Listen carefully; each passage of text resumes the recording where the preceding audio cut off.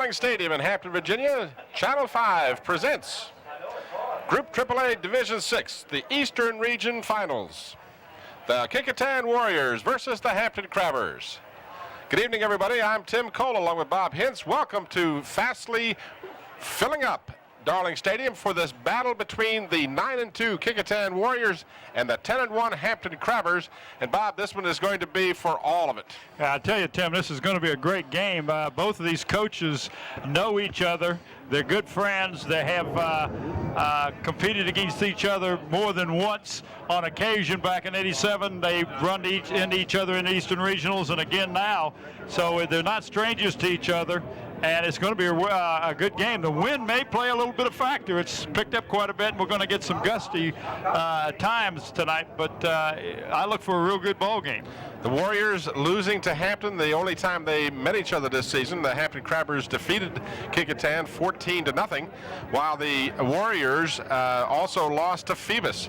The Hampton Crabbers, of course, their only loss of the season coming at the hands of the Phoebus Phantoms. There you see some of the Hampton cheerleaders, and we are going to have a full house for tonight's game. And we're going to go back in time right now because, Bob, you had a chance to talk to two very loose coaches a little earlier this evening. Yeah, I sure did, and it was really nice to be able to talk to both of them at the same time. And both Mike and Kurt were very loose, you know, they didn't show that they were nervous. I know underlying emotions that they are nervous about the game. Well, let's go back to that interview. Bob Hintz here at Darling Stadium with Coach Mike Smith and Coach Kurt Newsom. Coaches, it's going to be a nice night for football. I think it's an excellent night. That wind started blowing a little bit, which I don't like too well, but other than that, it looks good, Bob. Right. You want a fast field, I know, with your runners that you have. You had a good field last week. Right. They've got some quick guys, too, but we prefer to play on a dry field. Do you have any surprises tonight, Mike? Nothing. Surprise? Should I tell you now? No, I know you're not going to tell me anyway. I just hope we can hold on to the football, you know. And it should be a good ball game. You know, I think if both ball clubs play, it was an awfully close ball game last time, you know. Yes, it was. We eked one out. No, we don't have any surprises. It's too late in the year to try to pull out surprises. I guess old Kurt's got some on. He's been burning midnight oil all week. Well, Kurt, this is the second time that you've met Hampton in the playoffs. In 1987, this is only you meeting them on the second go-round instead of the first go-round. Well, every year they're the best football team we play, and we feel like, you know, if we get into the playoffs, you know, sooner or later you're going to play each other. And we're, you know, our kids responded real well last week and had a good football game, and we're just glad we're where we are. Right, and is it tough playing the same team twice? Well, it was tough last time. I'm going to tell you right now, you know, probably the last time we played them in the playoffs, we played the first round, which was kind of tragic in a way because certainly they were the best football team. We played right down to the finals. In fact, we went up and lost to T.C. Williams, and Kecoughtan was a better football team at that time, T.C. Williams. We kind of blew that game up there, but it's I think it's always tougher on you the second time if you won the first one. But now I had to tell Kirk the rules this week. You know, you start with the last score when you start this game. He didn't know that. Oh, so. You're starting off 14-7. 14-0. Oh, 14-0. Yeah, you know, We'll take it. Well, Kirk, what's your thoughts about playing Hampton for the second time? They got a lot of weapons, you know, and any time you play them, they're always well prepared. The quarterback is really throwing the ball better than anybody in the league right now, and the little running back's got a lot of reps in and running the ball well. And defensively, you know, I think they had 6 or 7 shutouts for the season, so they're always good. Well, this is, you know, the fans look forward to this game when you get into the playoffs, and to have the caliber teams like we have on the peninsula, it says a lot for Kecoughtan and Hampton, especially for Hampton. Well, I think, you know, I think so in that respect.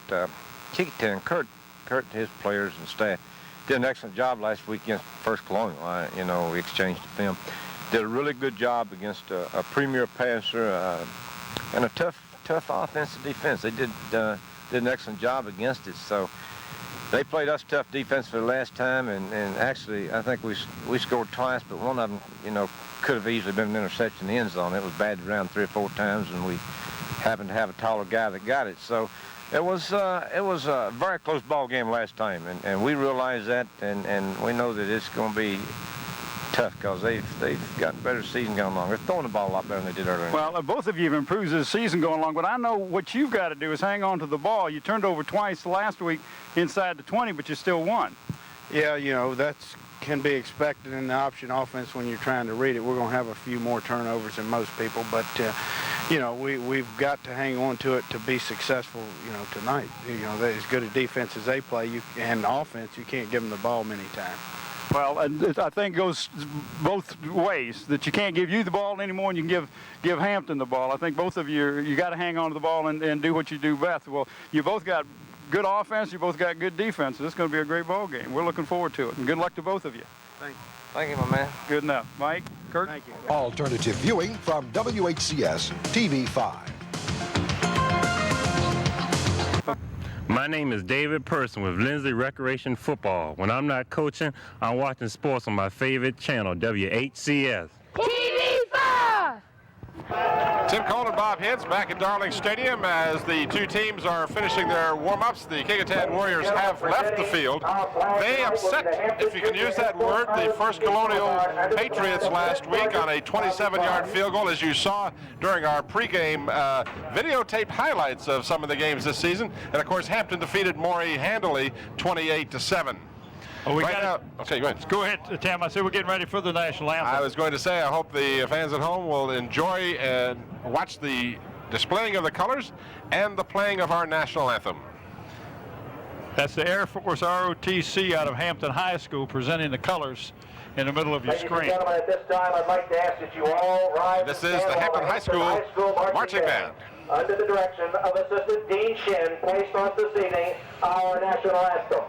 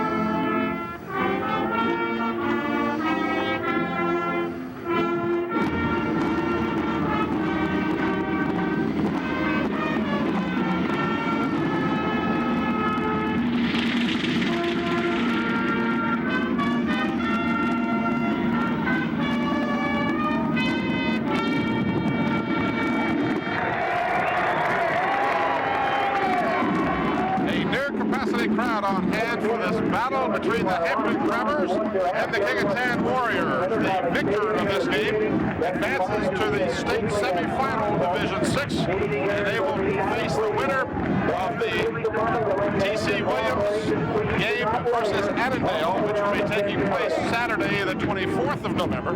This game, of course, videotaped on November 23rd at Darling Stadium. Game time, the temperature, balmy, 62, 63 degrees, Bob. The wind could be a factor tonight, as the wind will be blowing and gusting across the field into our faces. Well, as you can see out there while they were playing the national anthem, you can see the flag twirl.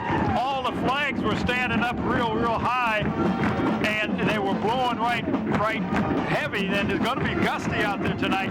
This game, you know, it's hard to pick which team's going to win, as both teams are playing real well football right now. Kecoughtan lost a real good ball player in Vincent Thomas, who made the all-district team. He was hurt towards the end of the first half of the First Colonial game, and they brought in a young man by the name of Morocco Brown, who is a freshman, a ninth grader at the inside linebacker, and just did an outstanding job. Some coaches were just very high about him, and this young man is also will be playing on the varsity basketball team. I was talking to Rebus Conrad, so that is probably the only person that is the big change for Kecoughtan, because Vincent Thomas was a very strong leader for that defense. A couple of game-winning streaks intact coming into this game. The Hampton Crabbers, since that single defeat at the hands of the Phoebus Phantoms, have won 5 in a row and have done so very convincingly, averaging more than 45 points a game prior to the victory over Maury. Actually, Hampton has won 6 in a row, including that victory over Maury, while the Kecoughtan Warriors have a mini streak of their own going with 4 in a row. They have not shut anyone out this season, but their defense has played well. I see the game, Bob, as being a battle between 2 relatively small players, and that would be the Williams boys. Mike Williams for Kecoughtan, Vic Williams for Hampton. These 2 young men are small in size, both of them less than 6 feet tall, less than 160 pounds, but they got hearts big enough to carry 3 or 4 players for many yards. Well, they're both very excellent runners, and they got quickness as well as speed, and they get to the hole real quick and make some outstanding cuts. I was talking earlier with Danny Mitchell, and I didn't realize, but this was Hampton has won or shared the district championship 14 years. Some of those players on Hampton team were not born. Some were 2 and 3 years old when they won their first district championship. So, and there's a big a following for Hampton. You find young men that lived in the Hampton zone that are 7, 8, 9, and 10 years old are just talking about playing football at Hampton High School. There's quite a tradition going there. Kecoughtan, along with all their coaches over there, Kirk Newsom has just done a fantastic job of turning that program into a real contender here in the district. We are watching the captains for both teams meeting at the center of the field, and our referee for tonight's game, Buck Victor, will introduce the players to each other, and we'll have the introduction of the officials and the players. Let's see if we can pick up that exchange live. Tonight will be Richard Ross, the assistant clock operator, Tony Brown. On the chain crew tonight will be Brian McGrath, Dick Van Sickle. The down marker will be held by the clock side, and the clip man tonight is Dan Clemency.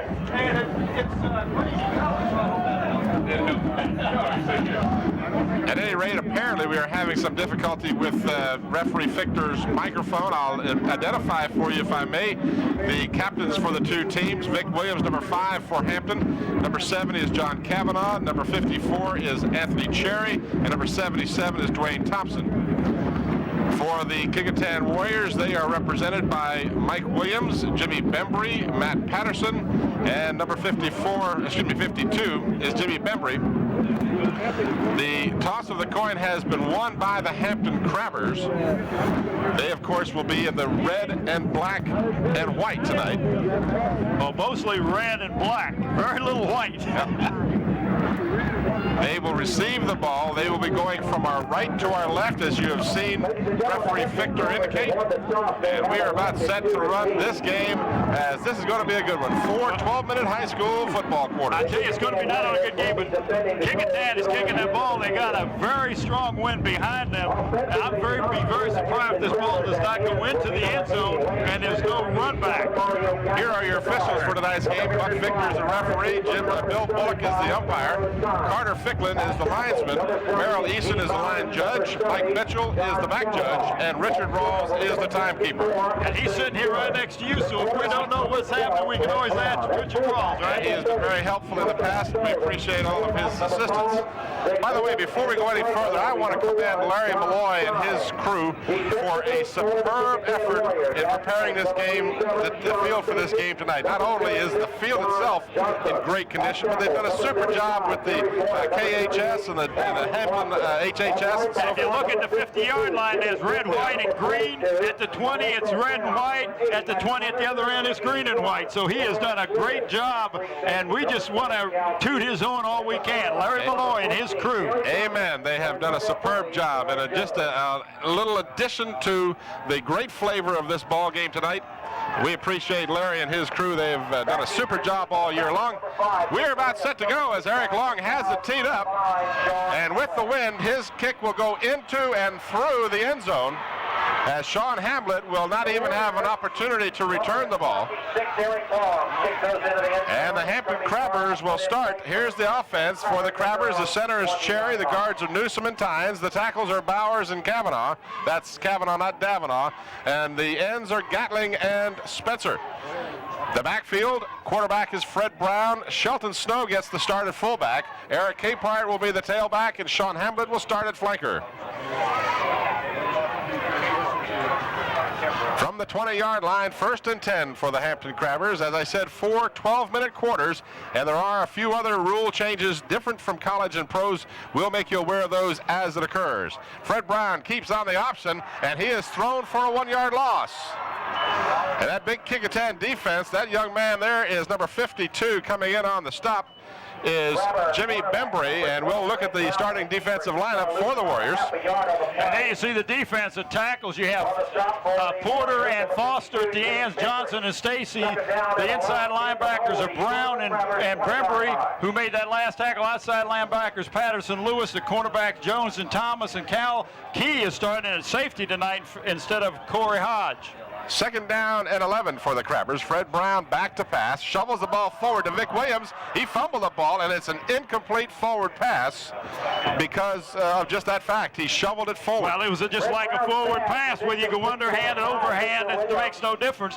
That's a little wrinkle that Mike Smith put in. He says he had no surprises. Of course, if he had, he's not going to tell us anyway. But that puts Hampton in a real hole. You're 3rd and about 11. And the ball is on your 20. Mike Smith calls all the plays offensively. There you see the replay, and again, a good effort by Vic Williams to recover that loose ball, but it wasn't necessary because, in fact, it was the same thing as if it had been thrown to an intended receiver and been incomplete. Brown with 3rd and 11. Back has time. Throws long down on the right-hand side, and the pass is incomplete with superb coverage on the play. Number 81 on the far side was Lawrence Lewis, and he had the intended receiver covered like a blanket. Well, that was Mario Gatling. No, that's Wayne Spencer. Sorry, that was Spencer, and he was covered. Made a nice effort for the ball, Wayne did. Watch the replay. Now, this is the play before on the shuffle pass.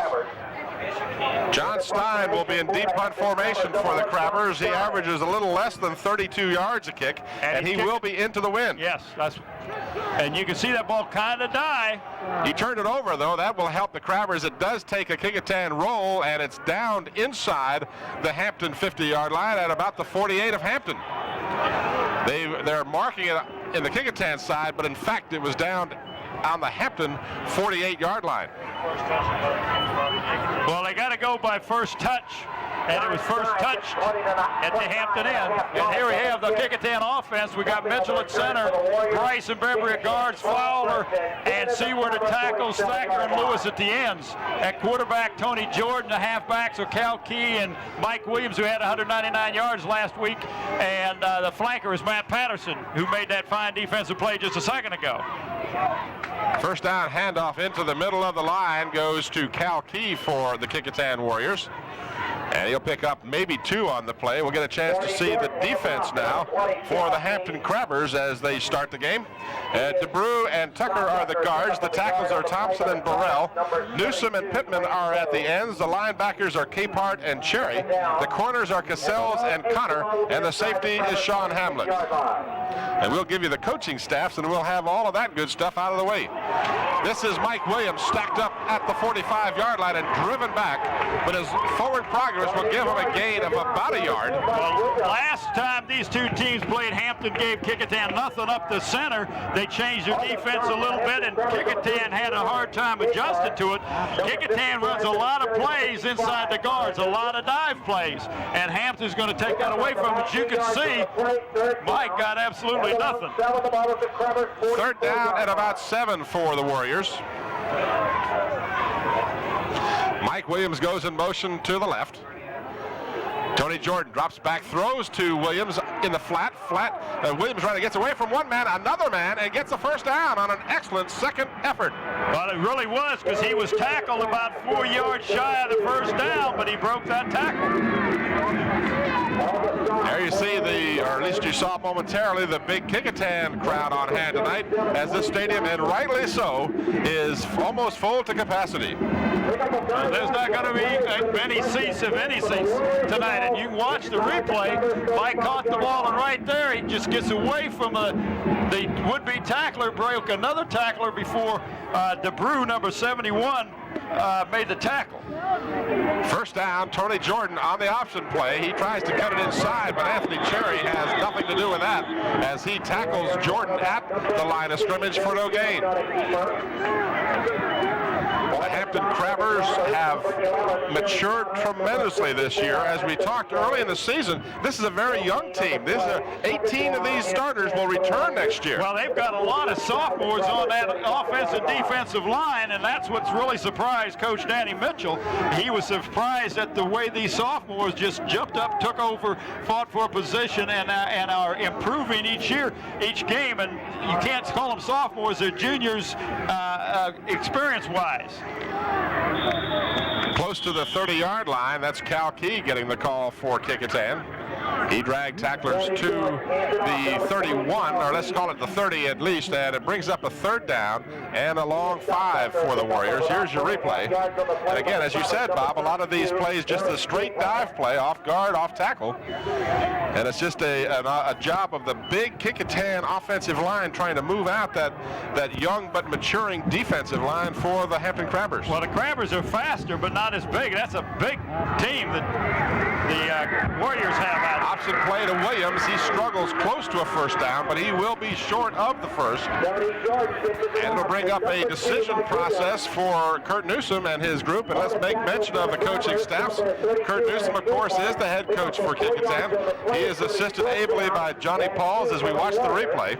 Remus Conrad, Mike Horton, and Al Morrow assist Kurt Newsom. And of course, on the Hampton side, we have head coach Mike Smith, and I'll get to the rest of those coaches as time permits. There you see Mike Smith and others. Fourth down, the Warriors are going to go for it. Cal Key is in motion to the left. And a long count, and they draw Hampton off, and it would appear they did. Well, they wanted to do that, and that's just one of those things. Your team is, you're hoping they stay out of that neutral zone, but in high school football, that's the call. Well, let me go on to the coaching staff. Mike Smith, the coach, is the head coach. Danny Mitchell is one of the assistants, along with Elvis Mann, Walter Brower, Lanny Franklin, Woodrow Wilson, Simon Gupton, Kenny Gilliam, Joel Gray, and of course the trainer is Diane Limerick. And that's a big good ball foul, enforcement on the defense, first down. We can almost hear him, but I'm not sure the fans at home can. But there you saw it. And Kecoughtan did to Hampton what Hampton has so many years done to opponents, and that is that hard count, pulling them offside, or in this case, encroachment. This is the pass completed to Matt Patterson of Kecoughtan. Well, now Kecoughtan is inside what they call the red zone. That's 20 yards to the goal line. Last week, they fumbled twice inside the red zone, or they'd have scored a whole lot more points against First Colonial than they did. The first time Hampton and Kecoughtan played, of course, Kecoughtan had 6 turnovers. They can't do that tonight. And, of course, Hampton is looking for the turnovers. That's, of course, will turn a ball game.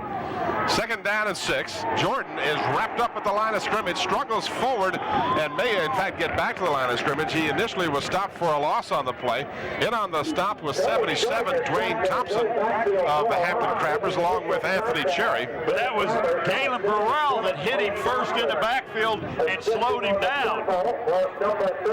Galen Burrell had an excellent game, the first game of the season, which I missed. But he has really matured and has helped that defensive line. loss of about a half a yard on the play. It brings up a 3rd down and long. Now the Crabbers will force Kecoughtan to make yet another decision. Well, they're going for the field goal. There's no doubt about it. With the wind behind you, and Tim, look where the ball is. It's right in the center of the field. Assisting on the tackle of the 54, Anthony Short. I'll pick up a 4 yards on the play. So the 3rd down play does not get the 1st down. There you see your replay. And as you said, Bob, they will go for the field goal, an attempt from the 23, make that the 22-yard line. That would be a 32-yard attempt. It's a high snap. Jordan saves the ball, now tries to make something out of it, and is incomplete with the pass. It'll go over to the Crabbers. That was one thing that I had talked with the coaches at Hampton before. They said the center centers the ball real high on the snap. I don't know that wasn't a fake to begin with. That may have been. But that's a big play for the Hampton Crabbers. Here's your replay. That was no fake, Bob. That ball almost went over Jordan's head, and he did well just to bring it in and have an attempt at a pass. And a good defensive effort by the Crabbers there as they'll take over on their 15-yard line. 5:16 remaining in the first quarter. We have no score as the Hampton Crabbers now with the ball for the 2nd time. This is Fred Brown, the quarterback. He will run with the football, and he gets out close to a 1st down. Well, he's got to get to about the 26, and I believe he made it almost to the 25. What a nice run. It was a good fake. All the Kecoughtan has got such a good defensive team. They pursue real well. That's almost like a counter or a reverse because you got your backfield going to the right, and here you can see as Fred comes back to the left. Fred Brown carried 83 times during the regular season for 330 yards, so he's no stranger to carrying the football. He's a very, very versatile quarterback. He sticks this one in the gut of the fullback, and he will be close to a 1st down. I don't believe he got it, though. Well, I was very surprised that he didn't call a quarterback keeper. There was nobody over the center, and all he needed was a yard. The linebackers were back about a yard to 2 yards back. He would have picked up his 1st down with no problem. So it brings up a 3rd down. 3rd down and about a yard for the Crabbers. A big play here early in the ball game. 4 minutes remaining in the first quarter. This is Vic Williams, and Vic Williams should have enough for the 1st down as he got across the 26. And we'll wait and see exactly where they mark the ball, but it looks like a 1st down. We have Dr. Don Musselman up here in our booth, and he is a staunch supporter of the Hampton athletics and the Hampton City Schools.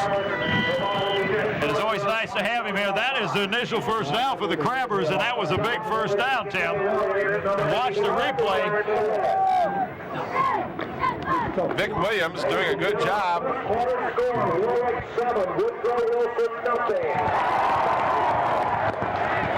3:36 remaining in the first quarter. 2nd down. This is Vic Williams to about the 29-yard line where he is stacked up. And the first penalty flag of the ball game fly, or the second penalty flag. And we'll wait and see. Buck Victor will tell us illegal motion against the Crabbers.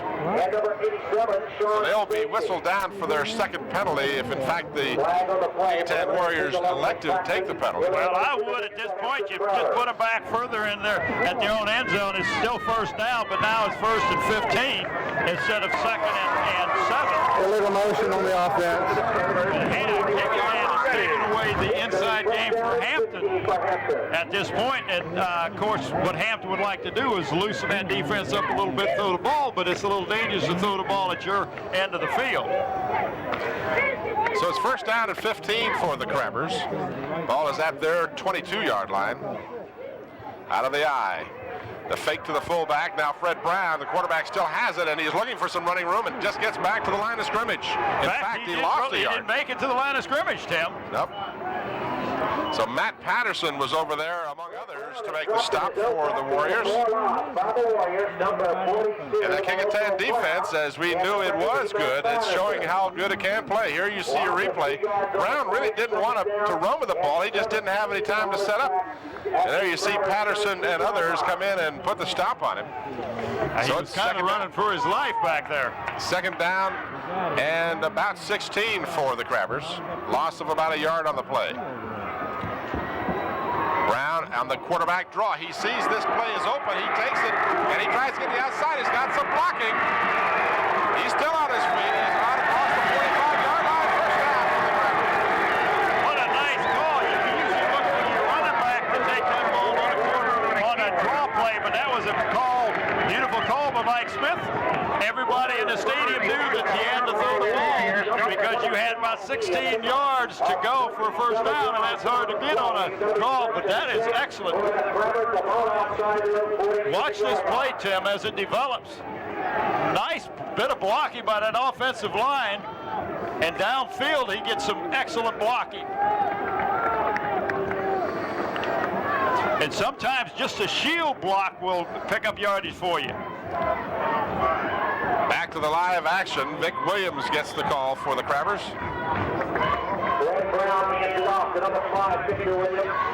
After the first down run to the 46-yard line, Williams now across the 49.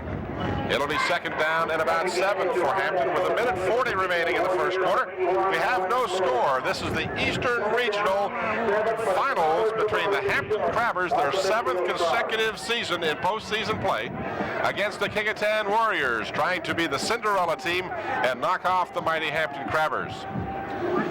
Second and 7, just shy of midfield. Fred Brown, short drop, gets pressure, and now gets the run. He's got plenty of room. Fred Brown will take that play if they'll give it to him. Oh, he gets a good block at the 30-yard line. Oh, I didn't catch the one that gave him a block, but what an excellent block he got. When that opened up and he had about 20 yards with nobody in front of him, Fred Brown is playing heads-up ball.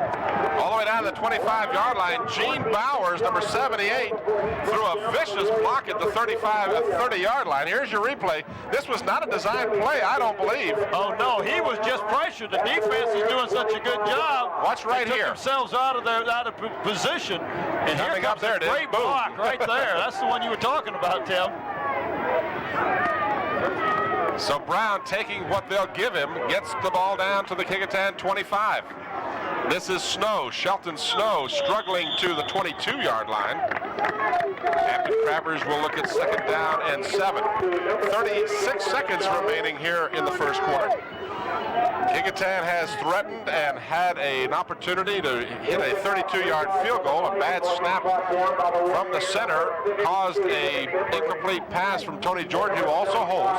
And that's the only threat we've had on the score so far in this ballgame. Kelly Ellenson replaces Snow in the backfield, and he is just a sophomore running back, a big kid. This is a young Hampton team. Ellison gets the fake. The pitch goes to Vic Williams. He is dragged in. Fumbles the football. Kecoughtan's got it at their 19-yard line. And that was a nice job by number 80 for the Warriors. Matt Patterson. He's the one that caused the fumble. So the Warriors will get the ball on the turnover. And the Warriors, with just 2 seconds remaining in the quarter here, will see that time evaporate. There you see the final part of that play. Vic Williams fumbling the ball after being tackled by Matt Patterson. And the Warriors, as we start the second quarter, will start from just inside their 19-yard line. But now they're going to be going into the wind, and while we have a break in the action, we will be awarding a plaque and a shirt to the players of the game from both of these teams tonight. We're going to have a plaque that is donated to the player of the game by both teams by DC Engraving, and it is a sample of metal photo. DC Engraving is located in York Village Shopping Center on Route 17 in Grafton, and the man you want to see out there, of course, is Dave Buckwalder. The shirts that we'll get is a staff shirt that has WHCS Channel 5 Player of the Week on it, and it is, of course, donated by Turner's Hardware and Sports Place, which has locations at Willow Oak Shopping Center. It has 2 other locations also, one to serve you in the Denby area, which is at Denby Hardware and Sporting Goods located in Denby Square. The third and the newest store is located at the at the shops at Hampton Harbor next to Hampton University. And of course, Dave Chubb and Bruce Hatch are the 2 people you want to see there. Morocco Brown is the young man who recovered that fumble that was created by the tackle of Matt Patterson on Vic Williams. So Morocco Brown comes up big with the fumble recovery for the Warriors as they dodge a bullet. He's the freshman who replaced Vincent Thomas, and he is 6 foot 200 pounds. Just a young man who's growing. So the Warriors now 1st and 10 from their 19 as we start the second quarter. And the carry to about the 22-yard line. Quickly, let me run down the stats for you. Relatively even in the first quarter. 2 first downs for Kecoughtan, 3 for Hampton. Hampton's all came rushing as Kecoughtan got 1 passing and 1 penalty. The Warriors were 1 of 3 in third down efficiency, while the Crabbers were 50% at 1 of 2. Total net yards, 27 for the Warriors, 66 for the Crabbers. Most of those coming on the runs of Fred Brown, as we'll get back to these stats in just a moment. Gain of 3 on that last play. 2nd down and 7 for Kecoughtan.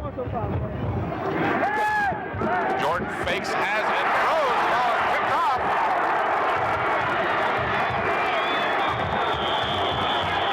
Well, the Mike Thacker, number 1, was wide open, but he did not get the ball over the linebackers, and that's because I believe that was at number 8. That's number 9, Sean Hamlet, I believe. Oh, that's Hamlet. I can't tell the numbers too well. Was number 9 or number 8? Here's a replay. Watch this nice play.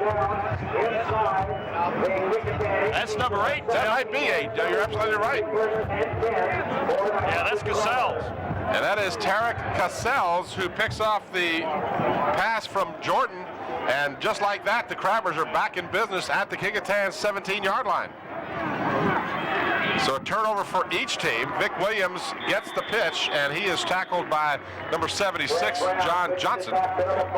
In all fairness to Tony, he is throwing into a wind, and that ball probably died a little bit on him, because that's a tough little pass. You got to get it over the linebacker, but under the defensive back into a seam, and it just didn't quite get it in there.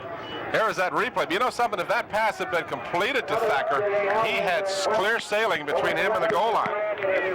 They caught Hampton up on that play. Gain of 2 yards on the last play. 2nd down and 8 for Hampton. Brown still has the football, and Morocco Brown has Fred Brown. No relation. No, that's right, no relation. If I may continue quickly with these stats, Hampton was 66 yards to 27 for the Warriors. 1 turnover for the Crabbers. None for the Warriors. At time of possession, 5:37 for Kecoughtan. Here's your replay. And 6:23 for the Hampton Crabbers. Crabbers' offense has been Alex Brown, as he's carried 5 times for 59 yards. Williams 3 for 5, and Shelton Snow twice for 2 yards, while the Warriors have just had 14 yards rushing. 8 of those by Cal Key on 3 carries, and 6 yards for Mike Williams on 2 carries. And now the Crabbers will be called for delay of game. A couple of mental errors that you see on the Crabbers' part tonight that you just don't often see. But again, some of this has to be credited to the youngness of this team. Well, not only that, but it's also Mike Smith does call all the plays. And when you do call the plays, you have a tendency sometimes for it be a little slower getting in than another time. Good ball foul. Delay on the offense. And we hear the mic. Just barely. Yeah, I could hear him. Tony Jordan, 2 of 3 in the first quarter, while Brown was 0 for 2. And that'll do us for the stats. And our good friend Gary Moore over Computerland, we certainly want to thank him for all of his assistance during the regular season. This is Sean Hamlet getting back to the general area of the line of scrimmage to begin with. So now the Crabbers will look at a 4th down and about 10. Sean Hamlet on the receiving end. Okay, I'm told that the ref's mic is coming through nice and loud, so our return is not particularly good, and we are happy to hear that the fans at home can hear him. Well, that's we great. can see, so that's what counts. Well, we got a field goal attempt. 25-yard line is where it'll be from. This is Sam Welch, who will kick from a 25, which will be a 35 if you add the 10. He's got the wind behind him. He's got it long enough, and it's good. Well, that was Wayne Spencer holding. He has excellent hands, and you got to have somebody with great hands to hold him. And that's what I thought Kecoughtan would do when they were down there. But as you said, that high center, high snap from the center took them out of that. 41 remaining in the first half. The Crabbers lead the kick. So the Crabbers get on the scoreboard first as Sam Welch kicks a 35-yard field goal with a little help from the wind, but that was a fine-looking kick. That ball would have been good from 50 yards. Well, they had a lot of leg into it, and that wind is quite strong. And, of course, now Hampton will be kicking with the wind at their back, and hopefully will pin the Warriors deep at their own end zone, or down deep at their own end of the field. That's the plan. But you can see the great crowd in this part of the band and the people in the stands. Tim, this place is packed. Welch had kicked a field goal in the regular season, a 25-yarder, so that is his second field goal of the season. And this one comes with 8:41 remaining in the first half as the Hampton Crabbers lead by the score of 3-0. And those points came after the interception by Tarek Cassels. The return from the 10-yard line right up the middle. That is number 22, John Bruce, a junior running back. There are 17 senior starters on this Kecoughtan team, and when you consider a lot of players go two ways, that's basically both of your squads. So you're looking at a graduation coming up for Kecoughtan, but Hampton's going to have almost everybody back. Well, talking with Danny Mitchell as I have during the weeks. There you see your replay. I'll get to that point. All right, get to that after this play. Kecoughtan now from the 26-yard line. Across the 30 to about the 31.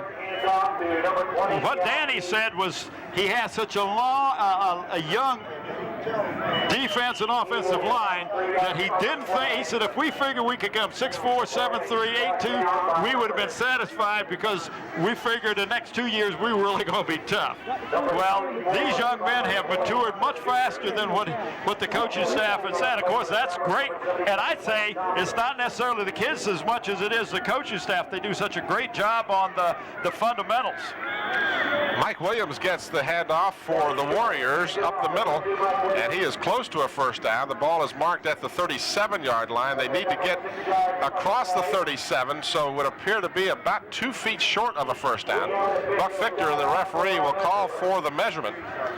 I was talking to Mike Smith early in the week, and I asked him, I said, Mike, what do you attribute the success at Hampton High School in the last 20 years since you've been coaching?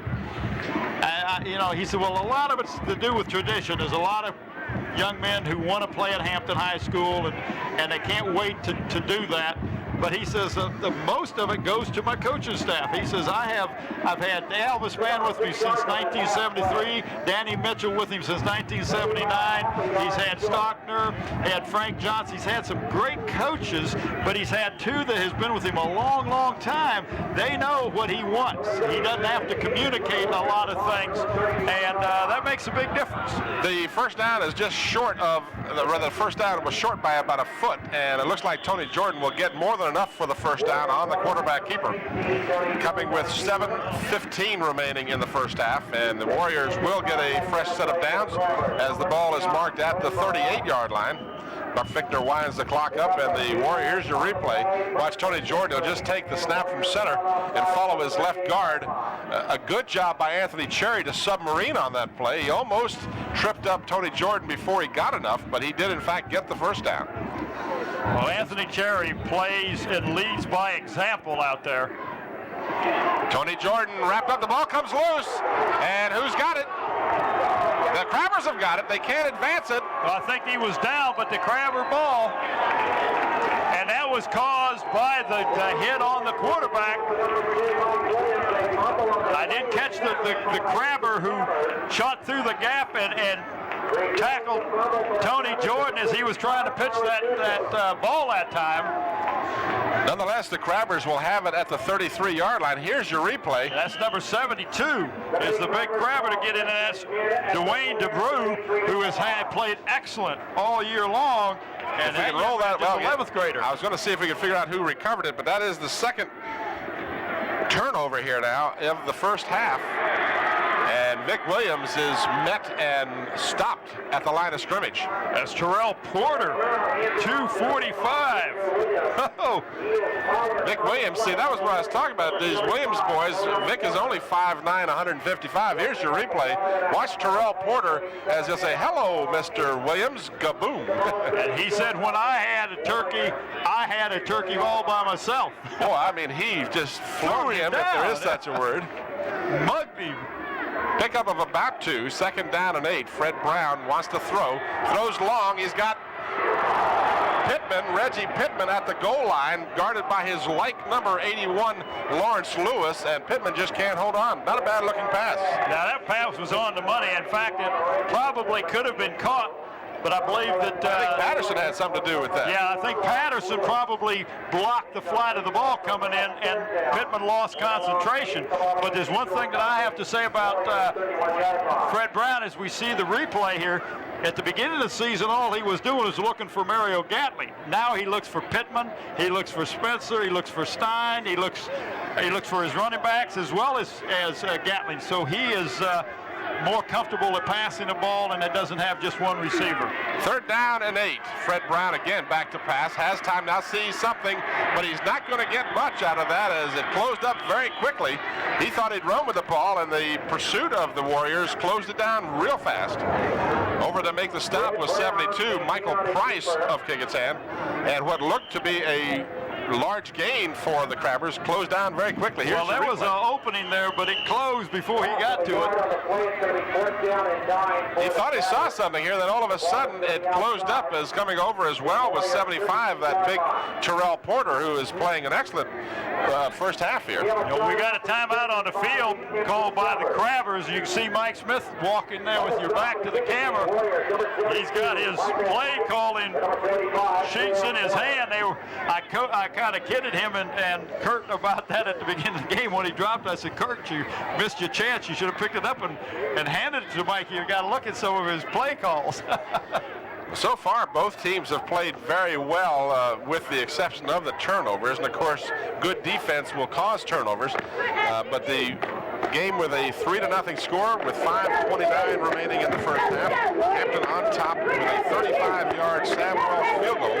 Our only score of what most people thought would be a defensive struggle. Well, last time these teams were close scoring too, and I'm sorry, I can't hear you sometimes. I'm talking over top. That's Mike Horton, the defensive coordinator out there on the field for the Warriors. And Mike Smith will go out on the field with his offensive defense. He basically will talk to the players both times. And I asked Danny Mitchell, I says, who calls the defensive calls? He says, the players. He says, the players on the field make the defensive calls, which is unusual in high school. Sir Anthony Cherry has a lot to do with those calls. 4th down and 9. Fred Brown back to pass. Throws over the middle. He's got Pittman at the 5. Touchdown. Oh, he was wide open. Everybody was looking for the double out on this side, and he broke across the middle. What a nice pass by Mr. Fred Brown. Pittman just made an exceptional catch, and that's great after missing that other one, Tim, to come right back to Pittman. So a little more than 3 minutes after the Crabbers hit their field goal, Reggie Pittman catches the pass, 32 yards. Welch will try the extra point. It's up and it's good. And the Crabbers now have gone up on top, 10-0. Reggie Pittman in full stride. Here's your replay. Watch Fred Brown. Good protection by that offensive line. And Pittman in full stride at the 6-yard line just took it in and waltzed into the end zone, beating Cal Key on the play. Well, no, who he beat was Morocco Brown, the linebacker who dropped back and doesn't have the speed to keep up with him. And that was Cal Key coming over from the safety spot to help out, but he got there too late. Reggie Pittman, coming into the season, to the postseason play rather, had 8 catches for 208 yards. And that touchdown by Pittman was his 7th of the season. 4 plays, 33 yards, a minute 16 is all it took. Again, a turnover leading to a score. Both scores have come as a result of a turnover. All taken at the 2-yard line on the kickoff. This is Terry Thomas, and Terry Thomas going left to right instead of up and down is taken down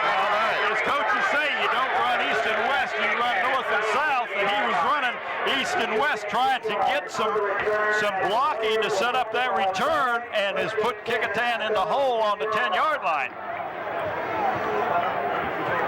7 TDs. Here's your replay. 7 TDs for Pittman on the season.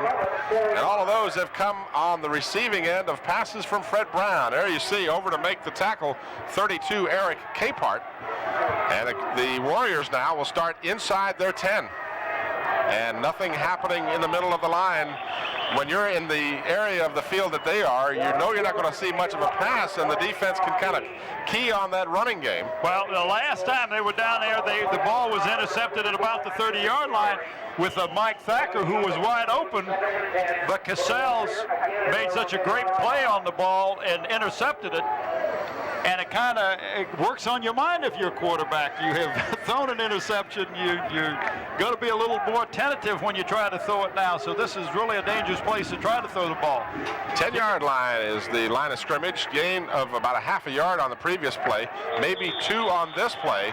And the Warriors now will be looking at a 3rd down and long with 4:15 remaining in the first half. Well, this is what Kecoughtan needs to do. They need to get that running game going, loosen up. And if you get your running game going a little bit better, then that will enhance your passing game. Here's your replay. There you saw Anthony Cherry along with Dwayne Thompson and others in on the stop for the Crabbers. 3rd down and about 8. Or that's 7 now for Kecoughtan. 3:48 remaining in the first half. Tony Jordan still has the ball, sees some running room, tries to fake his way. It comes up to about the 18-yard line, which will be short of the first down, and the Warriors will have to punt. Todd Pope will trot on for Kecoughtan, and they'll have to kick it into that wind. Well, Tim, I've looked down there at the flags at the other end of the field, and they don't seem to be blowing quite as hard as they were earlier. And they are gusting, because a moment ago the flag was going away from us. There you see the replay. And now it's that was blowing Pittman making a tackle. Yep. Todd Pope, high snap. He may, well, did he get it away? Yes, and a flag comes down. So this is going to be a penalty against the Crabbers. Well, I thought they got the ball. Obviously, they didn't get the ball. It didn't look like they did, but we'll have to wait and see. Obviously, those of you that follow football know that if you make contact with the ball, then there is no penalty. But Anthony Cherry is talking to the official saying, I hit the ball, I hit the ball. Well, Buck Victor will discuss this with his crew, of course, and they'll make a determination. Let's listen in, and Buck Victor will tell us about it. They may pick up the flag, and that's exactly what they're going to do. That gesture by Victor indicates that there is no penalty, and the play will stand. That's a good call. If he didn't see the hit, then he's got to throw the flag. One of the other officials say, yes, the ball was hit as he was kicking it. So that means the Crabbers will take over at their 25. And you talk about the beginning of the game, the first 2 possessions, they had lousy field position. Since then, they've had excellent field position, Tim. Well, the turnovers have given them the excellent field position. They've scored 10 points off of an interception and a fumble. Well, and what was that but another bad snap from the center? Yes, it was. Fred Brown pitches back to Vic Williams. Williams looking for blocking, gets 3 or 4 tough yards against that big defensive line of Kecoughtan. I tell you, they're not getting any breakaway and long runs. Kecoughtan, Hampton is used to going, 1st and 10 and then 2nd and 2 or something like that. Not tonight. Alvin Foster at 5'9" and 260. There you see number 78 there. He's trailing into the play, but he's just part of that big defensive line of Kecoughtan. I'd hate to have the food bill. 21-yard line is where they've marked the ball. A gain of 4 for the Crabbers. 2nd down and 6 with 2:25 remaining in the half. Hampton ahead 10-0. This is Vic Williams. He's met in the backfield, gets away from one tackler, and then is taken down by John Johnson, number 76 of the Warriors. It'll bring up a 3rd down for Hampton.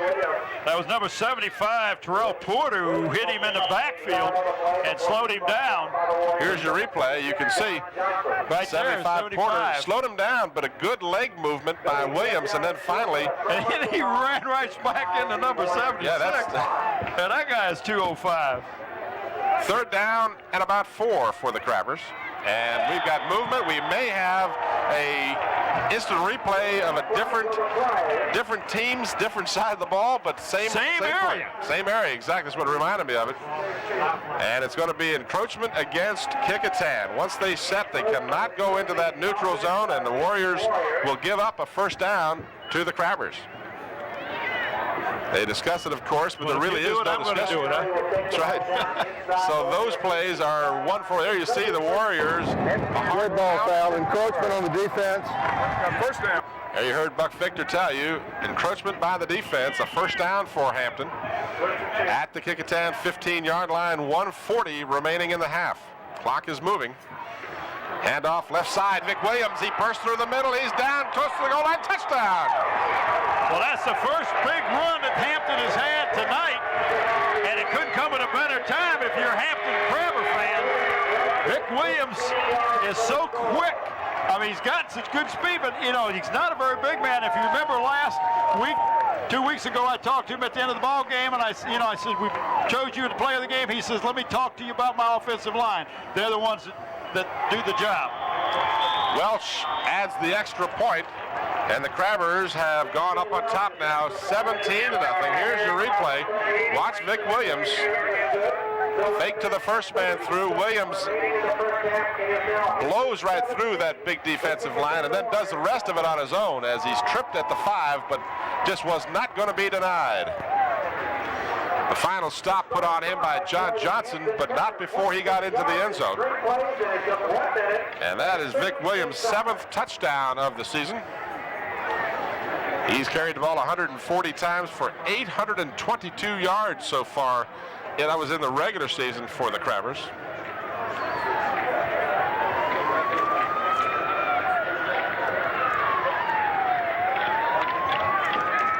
And again, we thank our good friends at the Daily Press, Mike Keach, Javier Solano, and others for all of their help in compiling our statistics. Kick is, again, aided by the wind. It's a deep kick taken at the 2-yard line. This is Mike Williams trying to get outside, and he will just get back to the 15. I tell you, Hampton has had the win at their back when it counted, and that's when they've been passing the ball and kicking off and kicking field goals. Victor Williams is a senior, and this, of course, will be his final season for the Crabbers. He has really put together some fine postseason or latter part of the season efforts. 155 against Denby, 159 yards against Menchville, and 148 against Bethel. 1:14, the clock moving. Kecoughtan trailing by 17. And again, they stay pretty conservatively on the ground. This was Cal Key getting the call.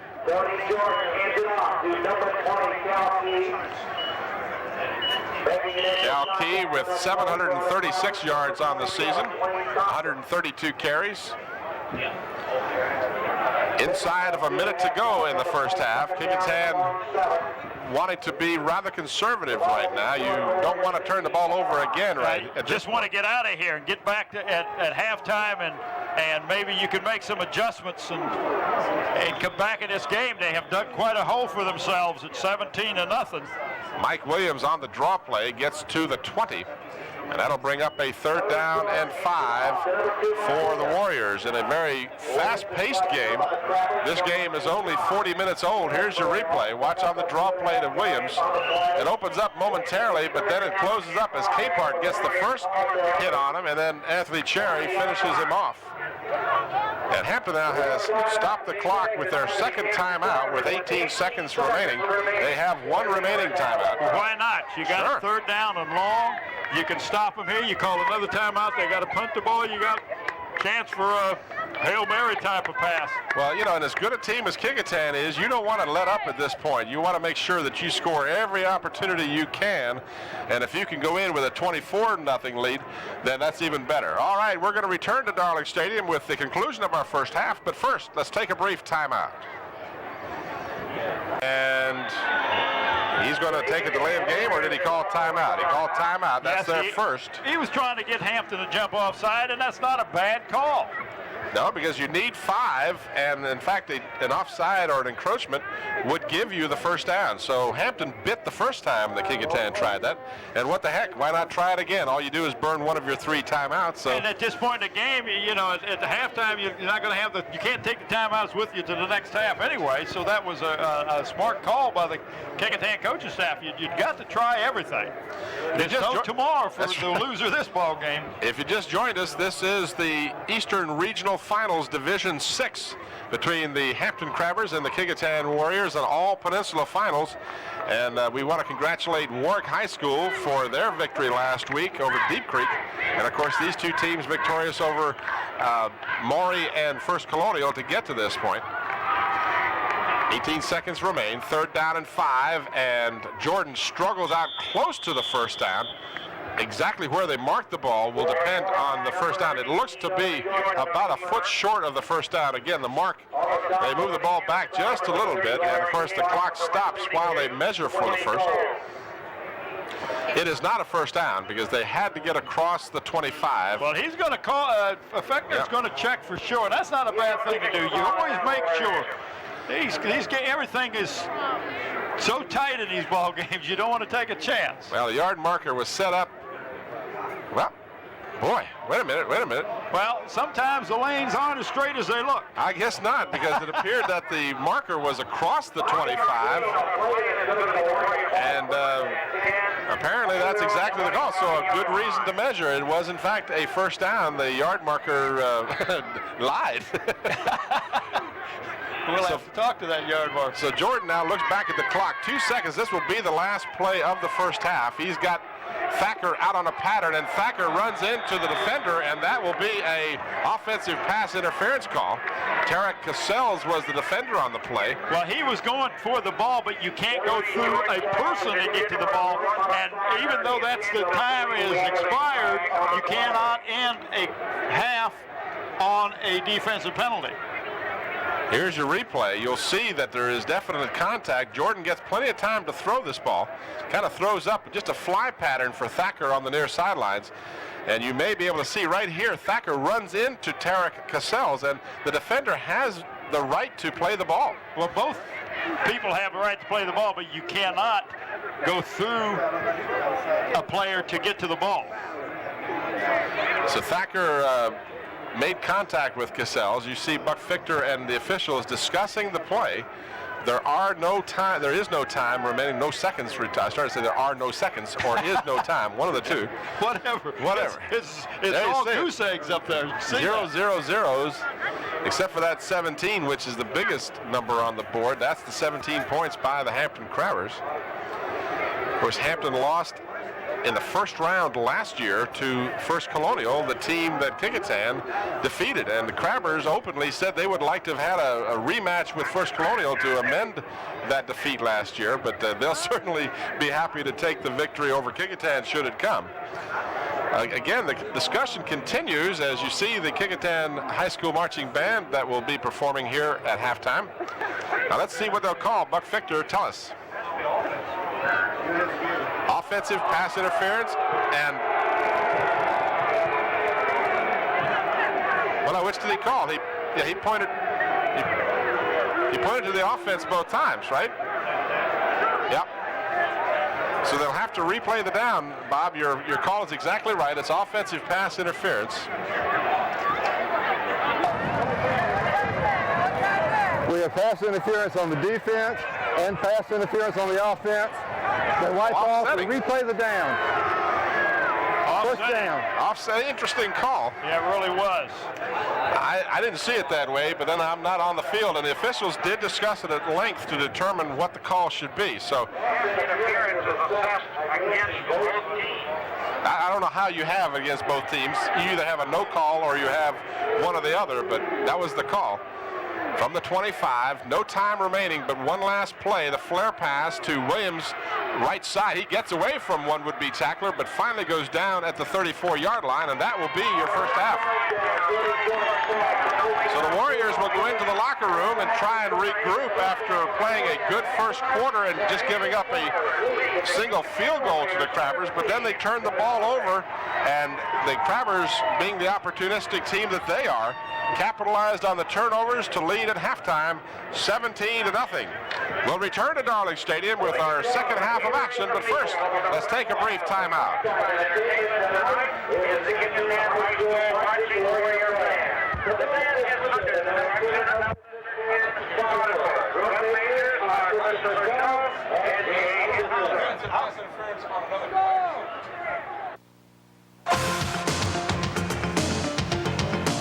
Alternative viewing from WHCS TV 5.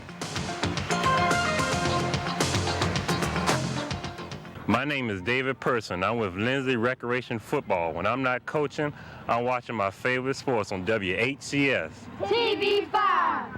Halftime is winding down. Fans are enjoying the concessions. I was going to pass my word on to Slow Mo Joe not to forget to hide a couple of hot sauces for me after the game. You better hide them because they'll be gone. It's crowd tonight. Last week we had a big crowd here, and the Wilson supporters brought a lot of food, but they still ran out of hot dogs. So if he doesn't hide any hot sausages as much as you talk about them, they'll be gone. You got some statistics for us. Yes, I do. At halftime here, our statistics. There you see the Warriors with 4 first downs, 6 for the Crabbers. 41 yards rushing for the Warriors, 87 for the Crabbers, 22 passing and 37 respectfully. Total yardage 63 for the Warriors, 124 for the Crabbers. Just 5 yards on penalties against Kecoughtan, 15 against Hampton. And the time of possession relatively close. In fact, the Warriors with a greater time of possession, but the Crabbers have capitalized on the turnovers, and that's been the big... That's one of the things that's not up there that I was thinking about. Exactly. And the individual statistics, as you take a look at the Hampton side of the field, a huge crowd on hand. Young man, I'm trying to show you his high school ring, his Hampton high school ring. Third down efficiencies, the Warriors actually better than Hampton in that department. 3 out of 6 for 50%. Crabbers 1 out of 4 for 25. Individually, the Warriors paced by Cal Key, 7 carries, 18 yards. Tony Jordan, 5 carries for 12. And Mike Williams held to 11 yards here in the first half, and Mike Williams has been averaging over 70 yards per game. Tony Jordan, 5 passes, 3 completions, 22 yards all totaled, 1 interception, and his longest pass completion was 9 yards. Receiving, Mike Williams has 2 for 18, and Patterson 1 for 4. For the Hampton Crabbers, rushing, Alex Brown, the quarterback, with 57 net yards. There you see our broadcast position. So they know who you are. 57 yards. Great spot up here. 57 yards for Alex Brown on 7 carries. Vic Williams, 8 carries, 28 yards. Shelton Snow, 2 carries for 2 yards. Crabbers, 93 yards. They had a 6-yard loss to Brown, so a net of 87 rushing. Brown was 2 out of 5 for 37 yards. Of course, the longest was a 32-yard touchdown pass to Reggie Pittman, and Pittman did catch just that one pass. Hamlet caught the other pass, and that one was for 5 yards. The interceptions, Cassell's had 1 intercept for an 18-yard return. And as I said, Cassell's intercepted, and the Crabbers recovered a fumble. They fumbled once themselves and lost that. That one was recovered by Morocco Brown for the Kecoughtan Warriors. So our game relatively evenly played statistically, but the Hampton Crabbers taking advantage of the turnovers and turned 2 turnovers into 10 points. And then Vic Williams on a 15-yard run for the touchdown with 1:32 remaining has made our score 17-0. 24 minutes remaining in the season for one of these two teams. The victor of this game has the unenviable task of advancing to play either T.C. Williams or Annandale. Annandale is 10-1, ranked 7th in the state. T.C. Williams is 11-0 and ranked number 1 in the state, while the Crabbers, by the way, coming into this game, ranked number 4 in the state. Kickoff to start the second half comes to Mike Williams at the 5-yard line, and he gets out to the 25, where the Kecoughtan Warriors will set up 1st and 10. Well, that's the best field position Kecoughtan has got off of a run back on at a kickoff. They have been down at their 15 and 10 and 15-yard line inside the 15, and so that gives them much better field position. Let's see what kind of adjustments Kurt Newsom made offensively to get this offensive game plan moving for the Warriors. Vic Williams and Reggie Pittman each recording their 7th touchdown of the season in the first half of the ball game. Tony Jordan flips to Mike Williams, and he is momentarily slowed down at the 20, but gets back to the 25, the line of scrimmage. Well, I don't know who that back was, but the defender over there did a great job of stopping him and slowing him down, but he is quick, Mike Williams. Anthony Cherry ultimately made the stop for the Crabbers. And Mike Williams did well just to get back to the line of scrimmage. Well, you can see right now what Kecoughtan wants to do is get outside. They figure they've got some good speed, but Hampton has been doing a great job. Jordan has a man out on a fly pattern. The intended receiver was Terry Thomas, number 25, but the pass was never really close. But the Hampton Crabbers doing a good job of not letting the Warriors get outside on them, and that's where their quickness will really hurt you. That's what happened against First Colonial. Mike Williams had 199 yards, and a lot of that was outside. They got outside and around the ends on First Colonial. Hampton's not letting that happen. 3rd down and 10 for the Warriors. 11:05 remaining in the third quarter. Jordan has time, drops straight back, now rolls to his right, throws. He's got Patterson open, and it's deflected away on a good defensive effort by number 11, Terry Connor of the Crabbers. So Connor breaks the play up. There you see Terry Connor. His number and jersey shown in our pregame warm-up show. They're a nice little capsulized version of some of the action this season done by our production crew here at Channel 5. High snap to Pope, but it's not bad enough that he can't get the kick away. This is into the wind. It takes a Kecoughtan roll, and it'll go out of bounds inside the 45-yard line at the 44. So the Crabbers will have good field position. And Pope this time got a good snap from center. It wasn't particularly high, although it was a little bit. It was still high, and Hampton did not put on the rush that time that they did the time they blocked the punt. They had a return call, but it was not a real good punt. And the deep man for the Crabbers was very smart. Just get away and let the ball bounce because you got it at the 44. Great field position. Hampton's got two wideouts to the right side, and to the top side they have another wideout. So they're trying to stretch this defense a wee bit. Brown back to pass. Has John Stein at the 21-yard line, and it's picked off by Cal Key on a great second effort by Cal Key. Well, what Cal Key did that time was bat the ball in the air and then concentrated and caught it before it hit the ground. Cal Key, of course, a former Hampton Crabber, playing for Kecoughtan this year. And he returns the favor against his former teammates. Well, here's the replay. John Stein was wide open, as you see on the replay. Well, I thought we would, I guess. Well, yeah, here it comes. He was wide open, but Cal Key playing that deep man. No, this was a play at the end of the first half. Okay, we'll get back to that. Jordan throws. He's got Patterson at the 30-yard line, and Patterson goes out of bounds at the 40 with a first down, a gain of 20.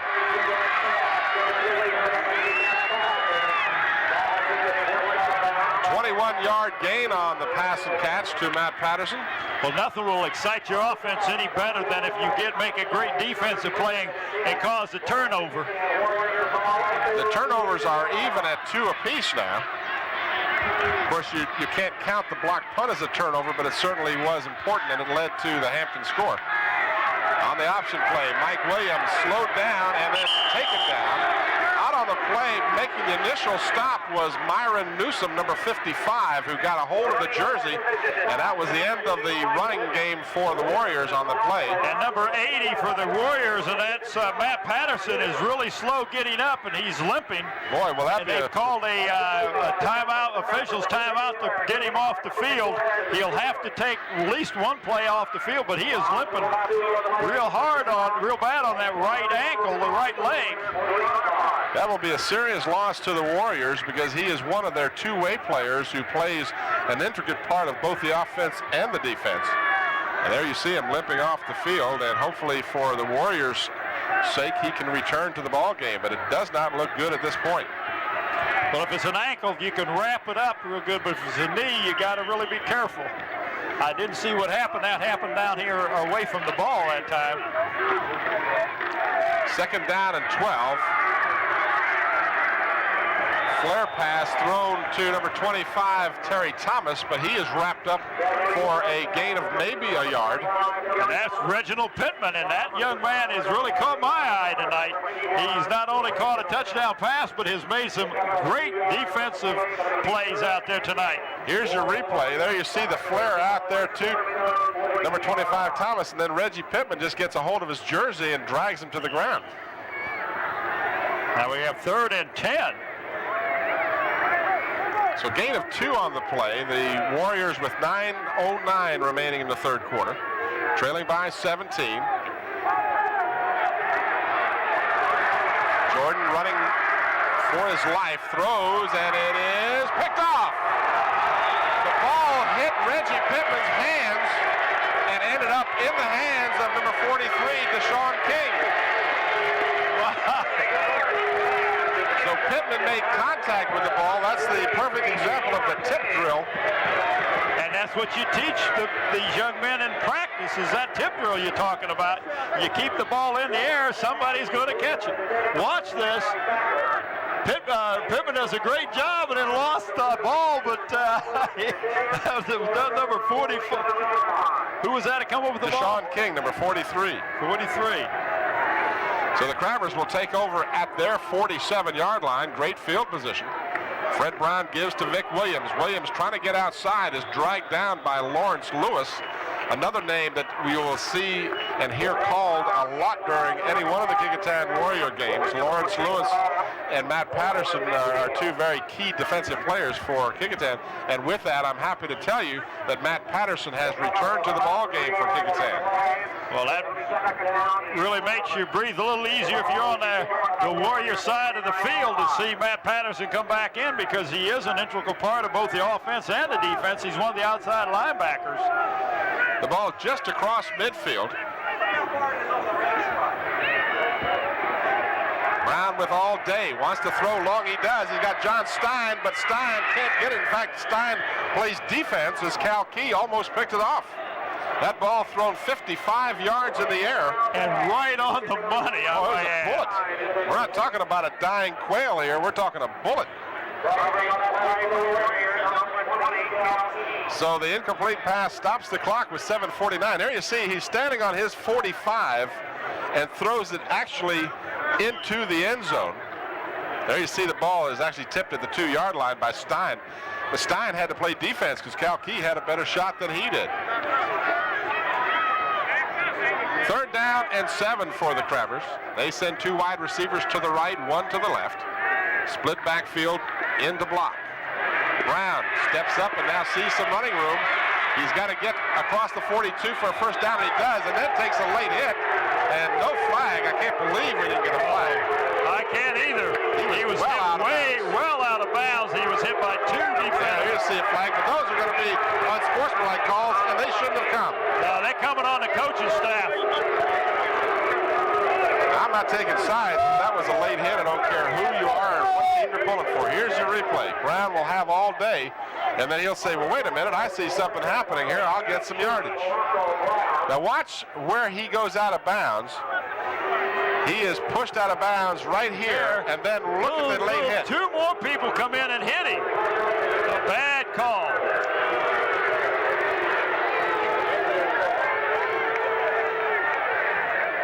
So the flags will be thrown apparently on the team that responded to the Well, it'll be a 1st and 15 as well. I mean, a 1st and 25. The ball, they got the first down. It's a post-possession penalty. Well, not post-possession, post after the first down. Dead ball foul is Yes. what you're trying to say, I think. So the officials didn't make the call that the Crabber coaching staff thought they should, and the coaches tried to do a little officiating of their own. And I have to agree with you. That was so obvious. He was on the ground, out of bounds. 2 more players came in. No flag came out. That's first down. and it was not a flagrant foul, but it was a foul. And well, that's the way it goes. So back to the 47. This is the original line of scrimmage. They had a 15-yard gain and a 15-yard penalty, and now we've got timeout called by the Crabbers as there was some confusion. Mike Smith is really upset, and I can understand it. Let me give a chance while we got it break in action to talk about our player of the game, that we will pull a player from the game tonight, and of course we're going to give him a plaque. The plaque is donated by DC Engraving, which is located in York Village Shopping Center. It's a sample of metal photo, and York Village Shopping Center, of course, is located on Route 17 in Grafton, and Dave Buckwalter is a young man you need to see. We're also going to give a staff shirt with our call letters, WHCS Channel 5, Turner's Sports Place, and Player of the Game to each one of the players from each one of these teams, and that, of course, is donated by Turner's Hardware and Sports Place, which has a convenient located in Willow Oak Shopping Center, and also has two other locations, one in Denby Hardware and Sporting Goods located in Denby Square, and the newest store, the Sports Place, which is located in shops at Hampton Harbor next to Hampton University. So you need to go down there for all your sporting goods and talk to Dave Chubb and Bruce Hatch. Oh, yes, and my director is telling me don't forget the seat that and I met Jesse Wheeler here tonight. He came up, and the seat is being readied with our call letters and everything. And, of course, that's donated also by Turner's Hardware and Sports Place. Back to the action now. Shelton Snow gets the call and goes across midfield down to about the Kecoughtan 47-yard line.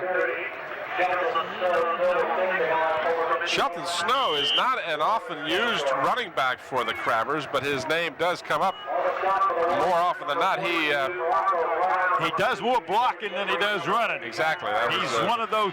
He's a member of the backfield who gets the recognition of the line, which is you don't get much recognition sometimes. Carried 16 times for 44 yards during the regular season, but again, an intricate part of the backfield for the Crabbers. Second down at about 21, rather. This ball underthrown, and contact with no flags. A good no call, it would appear from here, as on the far sideline was Mario Gatling, and he was being covered very well by Terry Thomas on the play, and I think that was a good no call. I think so too. Here's your replay. I think had Gatling kept running, he may have gotten it. It looked like it was going to be underthrown, and actually he stopped and leaped up. Had he gone back a little further, I believe he would have caught the ball. He was just a little short, but again, what a nice throw by Mr. Fred A. Brown III. Just a junior, I might add. And sometimes he goes by Eric. Or Alex. Or Alex, that's what it is. I was told he was Alex, but I had never heard anyone else call him that, so I couldn't call him that. And this is Brown scrambling for a couple of tough yards, but it will be well short of a first down. The Crabbers with that big 15-yard dead ball foul penalty called against them. Well, that big number 81, Lawrence Lewis, who's 6'3", 220, was breathing heavily down his neck. And this will be a punting situation for the Crabbers. Here you see your replay. This is Lawrence Lewis, as you said, Bob, coming around from his left end position, and he was chasing Brown. Brown did a good job to get away from one tackler, but then the pursuit caught up with him. John Stein will stand back at his 41-yard line. He'll have the wind behind him. The fake is on, and if in fact it was a fake, I don't think it was a fake. It was going to be blocked, and that's a smart play. If you're the punter, you don't want to kick the ball and give them a chance to pick it up and run it in. You'd rather get tackled and get, maybe you could pick up a first down. That was not a planned fake. Warriors just put a tremendous rush. There's no way he was going to get that ball off. So the Warriors, with a big break here, will take over the ball squarely at midfield. 5:54 remaining in the third quarter. They trail by 17. This is Tony Jordan. He'll be close to, in fact, he will have a first down at the Hampton 39-yard line. A good effort by Tony Jordan. Well, that may have been a busted play. It did not look like it was moving real, or didn't look like there was a good flow in the backfield, and Tony just ran the ball up about 11 yards. Jordan did a fine job of getting the first down, an 11-yard gain, down to the Hampton 39. Jordan rolling. Now he gets pressure and has to eat the football at the 41. Well, the pocket just collapsed on him. He was looking for a receiver downfield and just didn't have the time. You got to take your hats off to the defensive secondary. They're the ones that caused that because there was nobody open for Jordan to throw the ball to. Lloyd Tucker and Dwayne DeBrew ultimately made that pocket collapse, and Jordan took the 2-yard loss. Second down and about 12. This is Jordan on the option play for about 3 as he is slammed back to the ground. Well, you know, the Warriors team would rather have Jordan keep the ball every time than pitch it, because he is not a noted speedster or as good a runner as Cal Key or Mike Williams. Here's your replay. So far, as you talk about Mike Williams and Cal Key, they have not been significant participants in the offense for Kecoughtan, and that, of course, is credited to the Hampton defense. Exactly. The Hampton defense is shutting them down, and they're saying, Jordan, if you're going to beat us, you're going to have to run the ball, and that's not in the Kecoughtan game plan. Cal Key in motion, and the pass, in fact, it might have been a lateral. Number 89 for the Crabbers, that's Galen Burrell jumped up and knocked that ball. Blocked by the Crabbers, number 89. So Burrell blocks the pass out of bounds, and it goes to a 4th down and about 9 for Kecoughtan. Here's your replay. Jordan hit right into the big hands of Galen Burrell. Well, had he been thinking, he may have probably had been able to catch that ball, because it was not a hard thrown ball, but he was thinking knock the ball down. The Warriors going for it on 4th and about 9. Jordan stays in the pocket, throws, and it is knocked away. A good play not to intercept the ball, because you're going to get it right back at the 37-yard line. We have a flag down. We got a flag on the play. And it's going to be roughing the passer against Hampton. A big penalty there, because I saw the hit. First down. Watch your replay here. You're going to see Jordan get hit after he releases the ball. Well, you won't see it happen, but I watched it happen, and it was marginal, but the official right on top of the play ruled that the hit was late. Where they were on that previous late hit, I don't know. Yeah, well, that was Terry Connor, the defensive back, number 11, who made the great play, but this is a big penalty, because it gives the Warriors like a turnover now with the first down. It's like a turnover. The Crabbers had it at their 37. Instead, it's a first down at the Kecoughtan, rather the Hampton 23.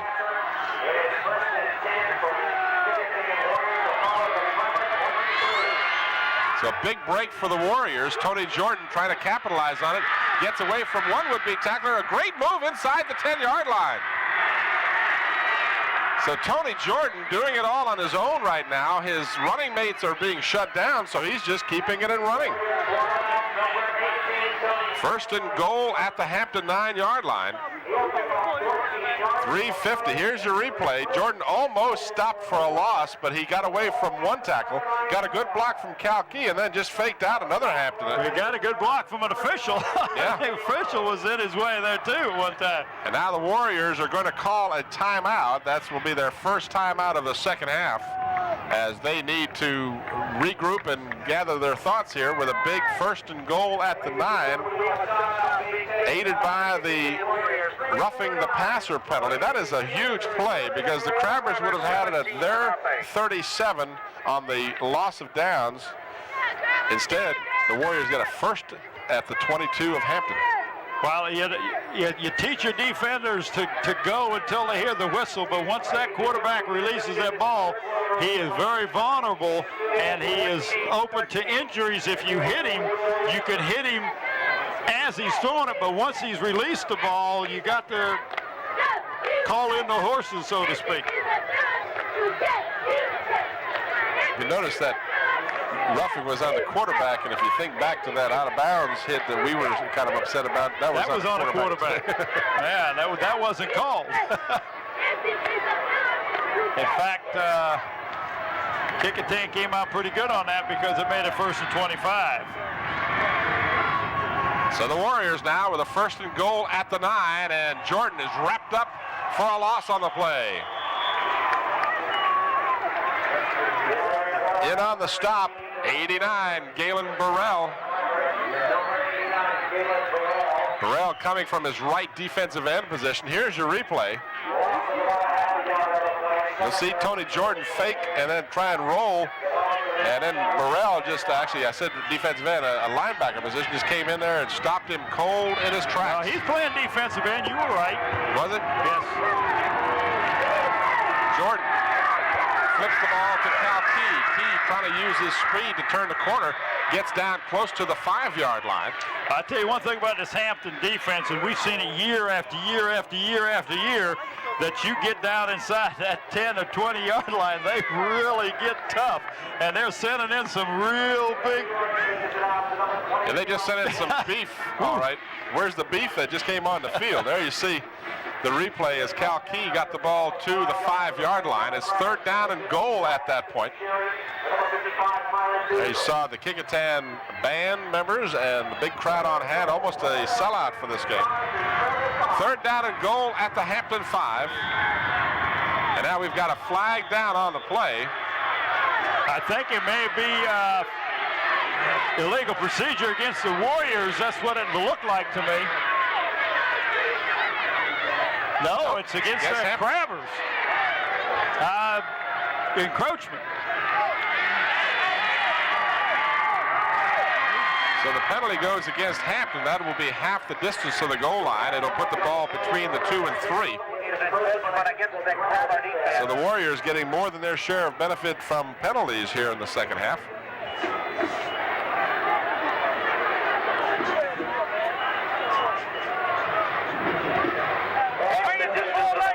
You listen in as Buck Victor will tell us. The dead ball encroachment on the defense. So it's between the 2 and the 3. It's still 3rd down and goal.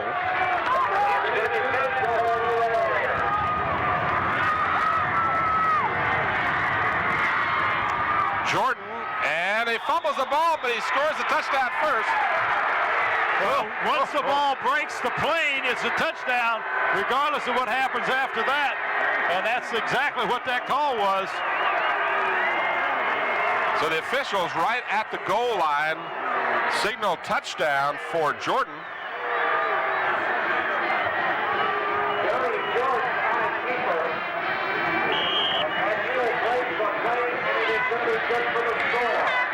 Eric Long will be on to try the extra point, and his kick is long enough, and it's good. So the Warriors, with the help of a roughing the passer call and a few other penalties against the Crabbers, are able to capitalize. Let's watch this again now. Jordan, all he has to do is have control of the ball as he gets to the goal line. Well, let's just see if that ball is in his hands when he gets to the goal line. It's a moot point at this part because the officials down on the field have called a touchdown. There you see the ball. The ball was in the end zone when it was fumbled, so it was a good call. And certainly the officials right there on the play were able to make the call. Once that goal line is broken, the ball doesn't matter if it pops loose as long as you have control of it when you cross the goal line. Well, the play ends as soon as the ball crosses the goal line. Now, of course, the Hampton fans and the coaching staff didn't agree with the call. Well, but you wouldn't expect you could see it from the... Exactly. We have the advantage of having the replay in slow motion. Our camera people do such a great job, and Joe Lewis does a great job with that slow motion machine, that we have a great advantage. This is Sean Hamlet trying to break outside. A good stiff arm will give him an extra 5 or 6 yards as he is finally chased out of bounds. Making the hit was number 51 for Kecoughtan, and unfortunately I don't have an updated program that tells me who number 51 is for Kecoughtan. Do you have a 51? No, you don't either. We apologize to Mid 51, but we don't know what your name is, sir. Here you see Sean Hamlet trying to get outside. Good stiff arm. And then finally, he's driven out of bounds. 19-yard return for Sean Hamlet, who has not seen much action running the ball tonight. Vic Williams, who's got it again, has been the mainstay with the ball for the Crabbers. He gets across the 40 to about the 42-yard line. Sean Hamlet had done a lot of ball carrying for the Crabbers. The last against Mansfield, 65 yards he had, but then against Bethel, he only carried the ball once. Here's your replay. This is Vic Williams getting a good downfield block. Mario Gatling was looking for someone to block. Well, he was blocking 52, but that's not who made the tackle. Second down and a yard, and this is Snow for the first.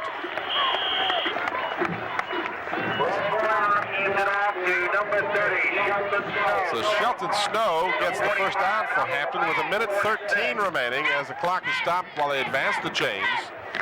This game a much different ball game with just a 10-point margin. Kecoughtan trailing by 10. But I'm watching the flags, and they're not blowing with any intensity as they were at the beginning of the game, and sometimes I look down and they're hanging limp. So the wind has not been a factor the second half. This is Vic Williams struggling to get back to the line of scrimmage. He does so, but that's about all. Well, the defensive line that time drove the offensive people back into the runner, and there was no place for Vic to go. Saw a quick look at number 72, Dwayne DeBrew, who has had a fine ball game for the Hampton Crabbers. Here's your replay. See that ball, that play rather, stacked up very nicely by number 76, John Johnson of Kecoughtan. 21 seconds remaining in the third quarter. All the scoring in this quarter by Kecoughtan as they scored that touchdown. Fred Brown keeps the ball and gets maybe a yard. That will be the final play of the third quarter.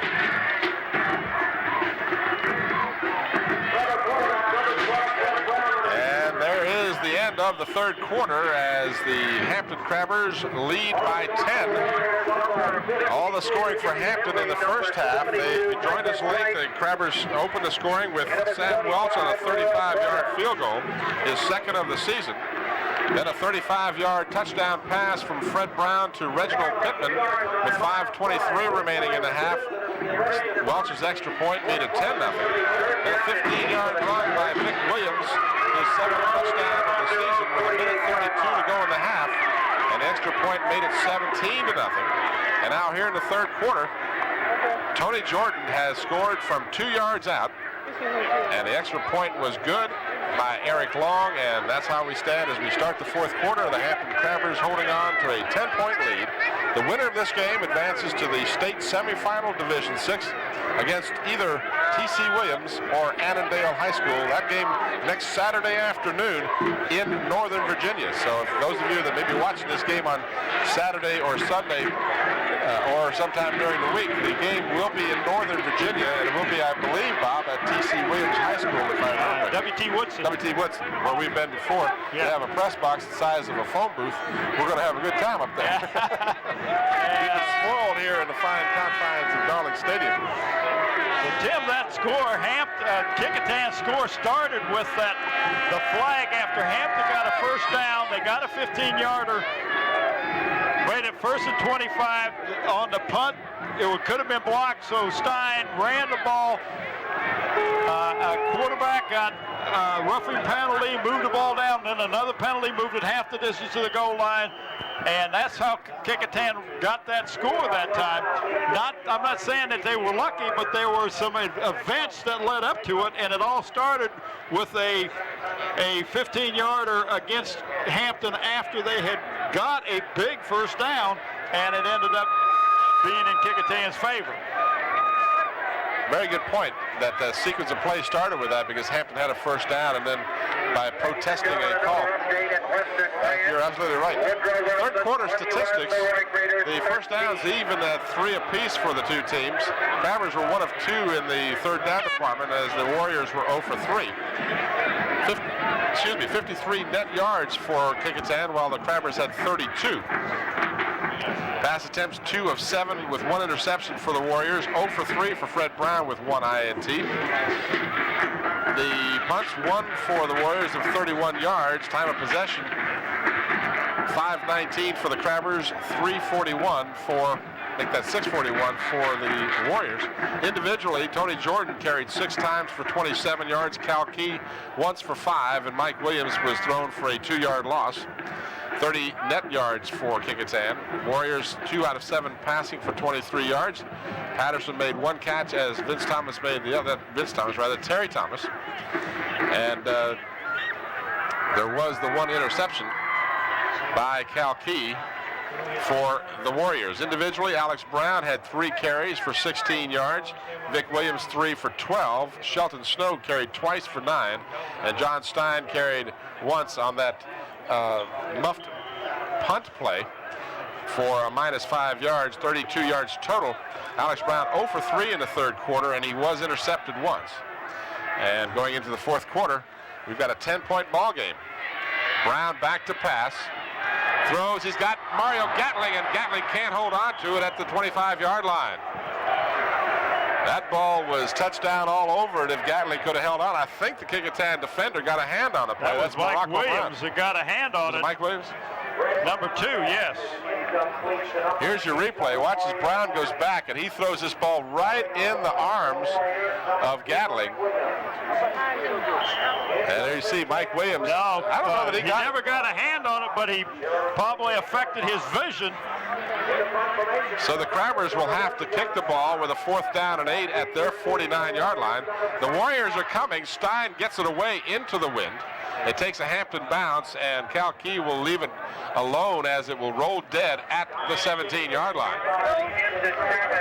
So the Warriors are able to stop the Crabbers on defense, and boy, I'll tell you, Gatling catches that ball, he's gone.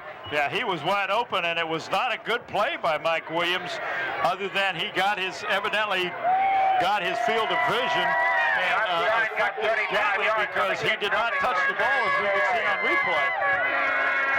You see some of the young fans here on hand for this game, a near sellout crowd, both sides of the field full. This is the way I like to see this stadium full. Glad to see all these people out here supporting 2 fine football programs. Tony Jordan doing it on his own again, as he has done so much here in the 3rd quarter.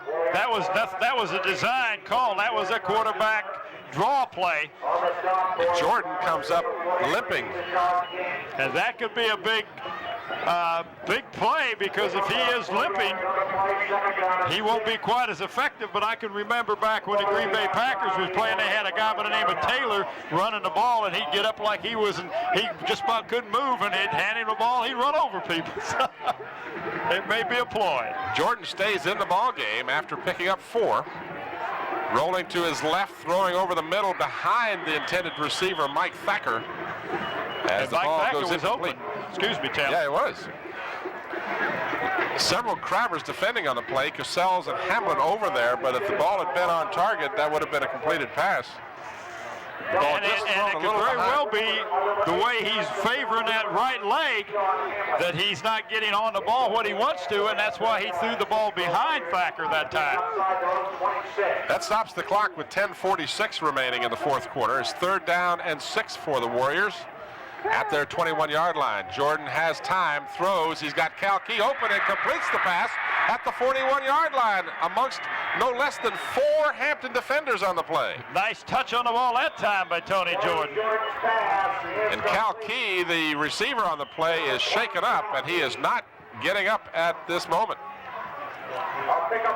He's just got a cramp in his leg, it looks like. As Coach Mike Horton and Revis Conrad out there, as you can see the tail end of that play, and he just has a cramp is what it looks like. And he is able to trot off the field on his own, we're happy to say. That's just the 2nd catch all year for Cal Key. He caught a pass against Phoebus back on the 19th of October, but that is only his 2nd reception, and Jordan laid that in right between 4 Hampton defenders.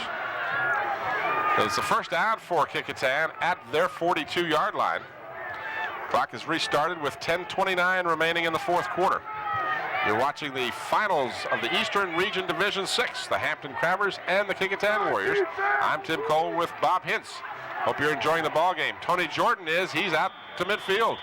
Well, Kecoughtan is moving the ball against this good Hampton defense right now. They're not coming up with the second and short long. They're coming up with second and short. And right now you've got to say that Tony Jordan is the man for Kecoughtan. He's the one that decided to take it on his shoulder to move this team. Here's your replay. Pickup of almost 9 on the play. Let's call it second down and a yard. Oh, a vicious hit at the line of scrimmage on the intended ball carrier. Jordan again gets up gingerly, and it's going to be short of the first down. It'll be a gain of about a half a yard. Third down and 1 to go. 17-7, the Crabbers leading by 10. The winner advances to the state semifinals. The loser is done for the season. Tony Jordan keeps and gets the first down, or at least appears to have the first down. The way these crooked yard markers are, I'm not taking anything for granted anymore. You're not going to go out on the limb again. Is that what you're trying to tell me? This one is clearly, and I'm not referring to the officials as being crooked, but the yard marker itself. The Jordan does get the first down at the Hampton 48-yard line. Clock is restarted with 9 minutes to go. So time becomes a factor in this ball game as the Crabbers leading by 10. But definitely the momentum has swung over to the Warriors. And this man, Tony Jordan, is the reason why, as he gets to about the 42-yard line. But it's been all Tony Jordan, and if we had to pick, in my opinion, the player of the game for the Warriors, and it's a little early to do that, but he's certainly a leading candidate among others with Patterson. He certainly is. As Lawrence Lewis and Matt Patterson, and of course on the other side we have my man Pittman, who's I'm leaning towards right now, along with DeBrew, who's played a great game. But that's early talk. Let's concentrate on the game as Jordan falls down as he gets close to the 40-yard line. Well, he actually slipped as he tried to make his cut that time, but the Hampton Crabbers are taking away the rest of the offense. They're not letting Cal Key or Mike Williams get the ball, and Tony Jordan is saying, well, if it's got to be me, I guess I got to do it.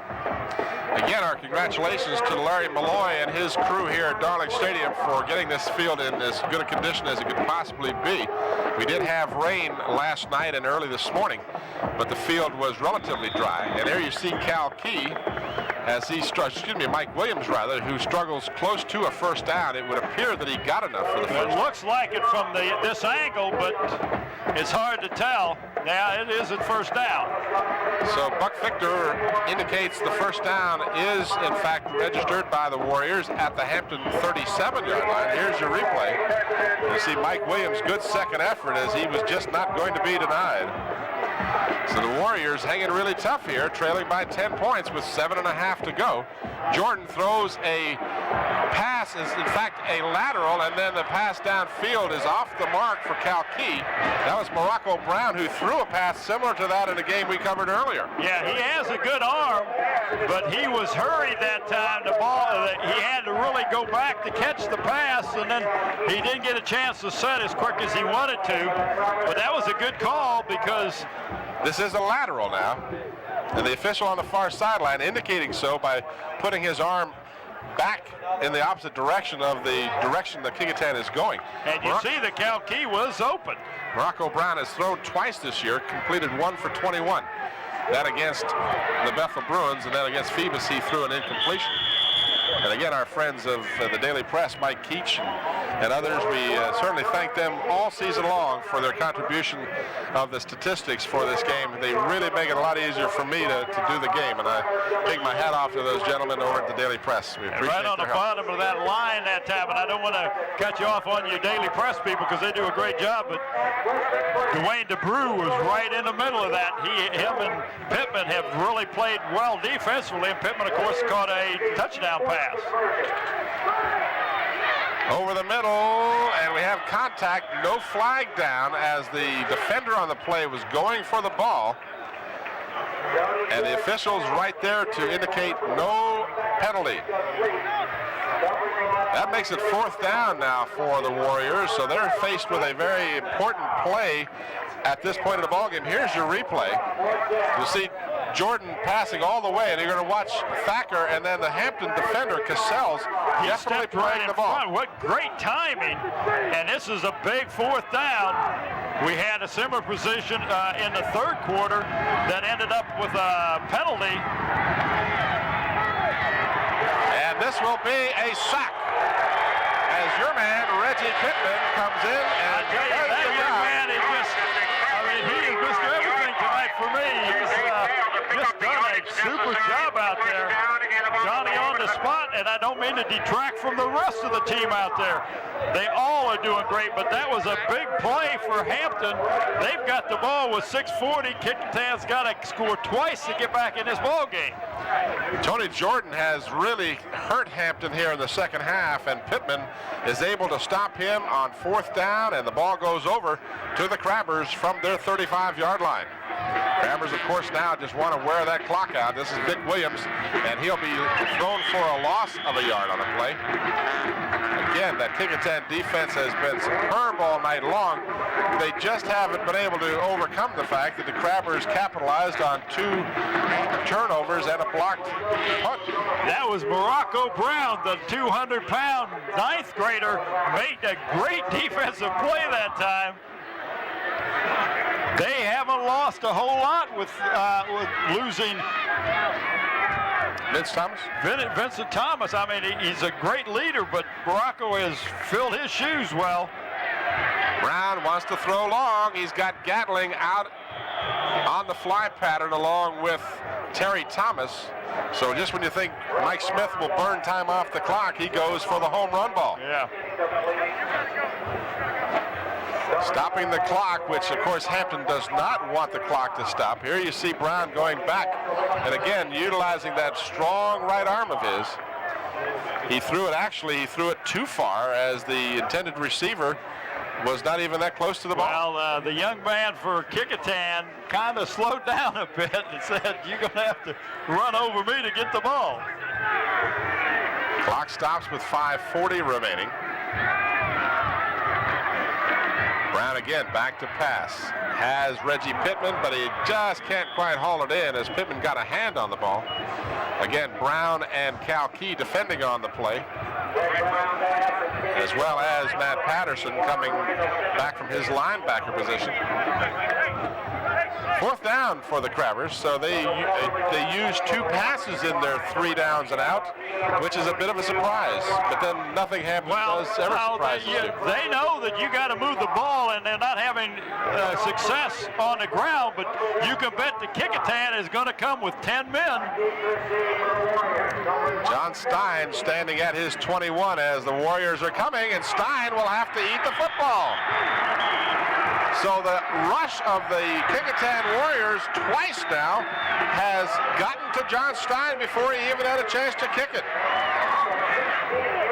Boy, what a big play that was for Kecoughtan. Don't go away, folks. This game is far from over. That ball all the way back to the 18-yard line of Hampton.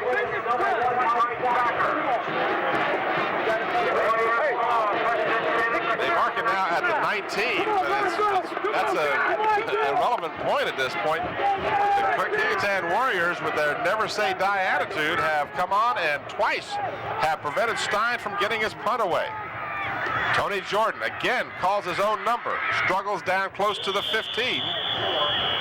Well, Kecoughtan has kept that Hampton offense on the field a very long time in the second half. You mean their defense? I'm sorry, their defense. Hampton defense has been on the field much longer than what they're used to.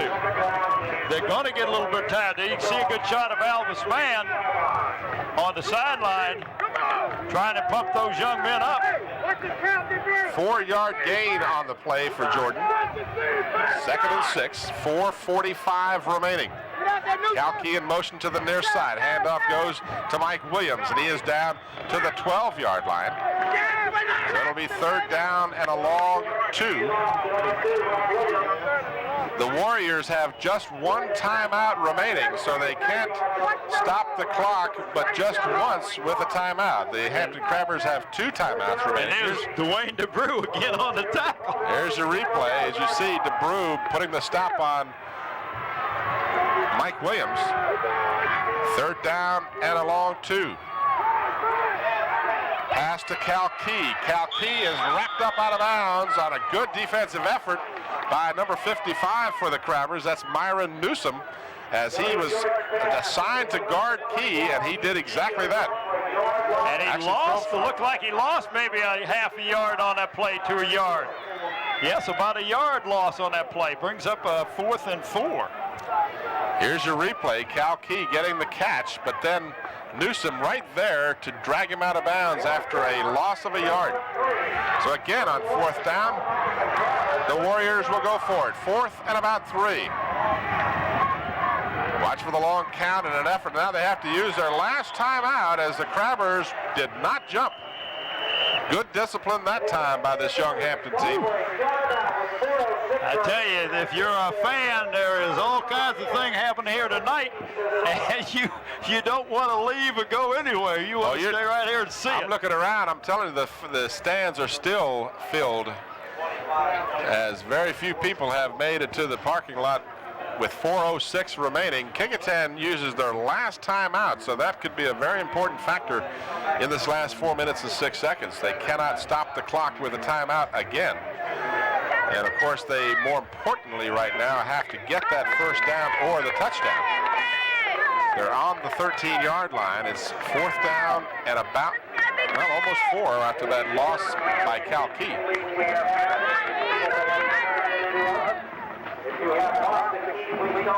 You going to try and make it down to the field there, Bob? I'm going to try, Roger. This is a great vantage point here. Yeah, you hate to give it up, and there aren't any bad vantage points in the stands, at least here. Of course, when you get down in the field, you can't see as well. Well, I'm going to go out on a limb early with the player of the game for the Crabbers, and I'm going to go with Reggie Pittman. I think that's a good call. I'll agree with you on that. Kecoughtan, you know, it's Tony has definitely done a great job as well as other people there. So I'm going to let you. Well, I'll have to concur with Tony Jordan, as I don't think Kecoughtan would be anywhere near where they are without Jordan's efforts tonight. And he is picked off by Sean Hamlet, and Sean Hamlet is looking for some blockers. This might be it. He is still in bounds. There is a flag down, however. He will get into the end zone, but there is a flag back at the 21-yard line. If that was about a 99.5-yard run back, but like you said, there is a flag on the play. And they may bring this one back. I don't believe the interception will be negated, but I think the run back will be. There's a clip call on the run back.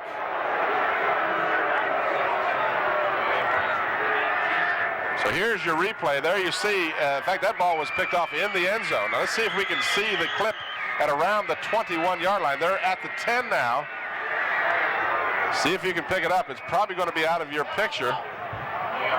There's a block to the back on 64. There was a block right there, but that was way up around the 50-yard line. So obviously the block or the clip that was called was out of the picture that we just showed you. There you see Sean Hamlet running 102 yards with the interception, but he'll get the interception, but the run back will not count. The touchdown will not count because of the clip. This all comes with 3:49 remaining in the 4th quarter. Of course, to use that word you used earlier, the post-possession foul will give the ball to Hampton.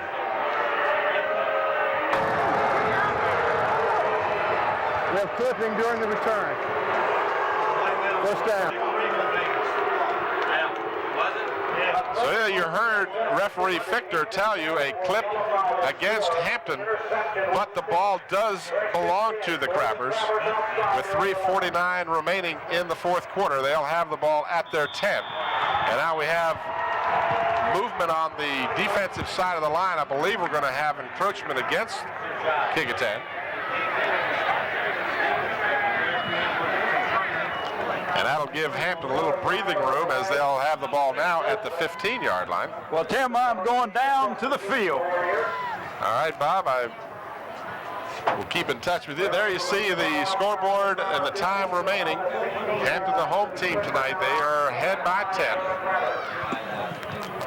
We want to thank our crew for their usual superb job tonight. Our director, Scotty Bowers, our producer, Dr. Sam Stills, our camera people, we've got them all over the place down there. We've got Jerome Young. Ooh.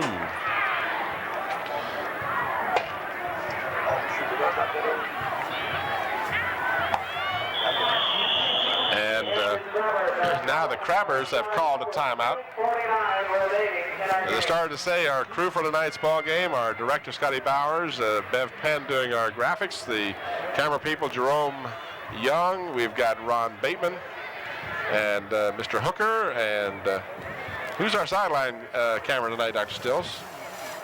Dr. Stills isn't listening to me, so. All right, well, we've got a stop in the play here. We'll return to Darling Stadium with the conclusion of tonight's ball game after this brief timeout.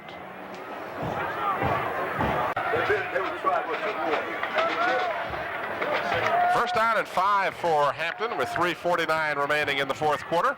Tim Cole with Bob Hintz coming to you from Darling Stadium. This is the quarterback draw play, and Fred Brown is wrapped up. There's a fumble on the play, and the Warriors have come up with it. This game is not over yet. Fumble on the play, and coming up with the ball was number 80, Matt Patterson, who has had a super ball game for Kecoughtan tonight, and they still have life. Here's your replay. Fred Brown looked like he was going to do the quarterback draw. There you see Patterson, number 80, pounce on the ball, and the Warriors, with 3:35 remaining, have new life at the Hampton 13. Cal Key gets the call, and he gets a yard at best. The Crabbers with 1 timeout remaining, Kecoughtan with no timeouts remaining. The Crabbers and Kecoughtan, the ball at the Hampton 11-yard line, a gain of about 3 by Cal Key. Kecoughtan cannot stop the clock with a timeout. And now the officials call a timeout. Hey, Tim, I'm right here at the back of the end zone. I'm going to watch what's happening coming right at me. I wish we had the camera here. There is some hitting going on out here tonight. Both of these teams are fired up, and Kecoughtan is definitely playing with a lot of emotion and have got the momentum on their side. Not Mario Gatling, but rather Reginald Pittman, our Hampton player of the game, is coming out of the ball game. He was shaken up on that previous play. On the carry by Cal Key, Pittman had his bell rung, and he is coming off the field. And that was the reason for the officials' timeout. Now the clock is restarted with 3 minutes remaining. Second down and 8 for Kecoughtan. Jordan throws, completes it to Terry Thomas at the 6. Terry Thomas, the junior wide receiver, makes the reception at, well, actually they're going to mark it close to the 5-yard line. That'll bring up a third down and 2. And you get 2:40 and count, Tim. Kecoughtan trying to hurry the play. Jordan over center. 2.5 to go.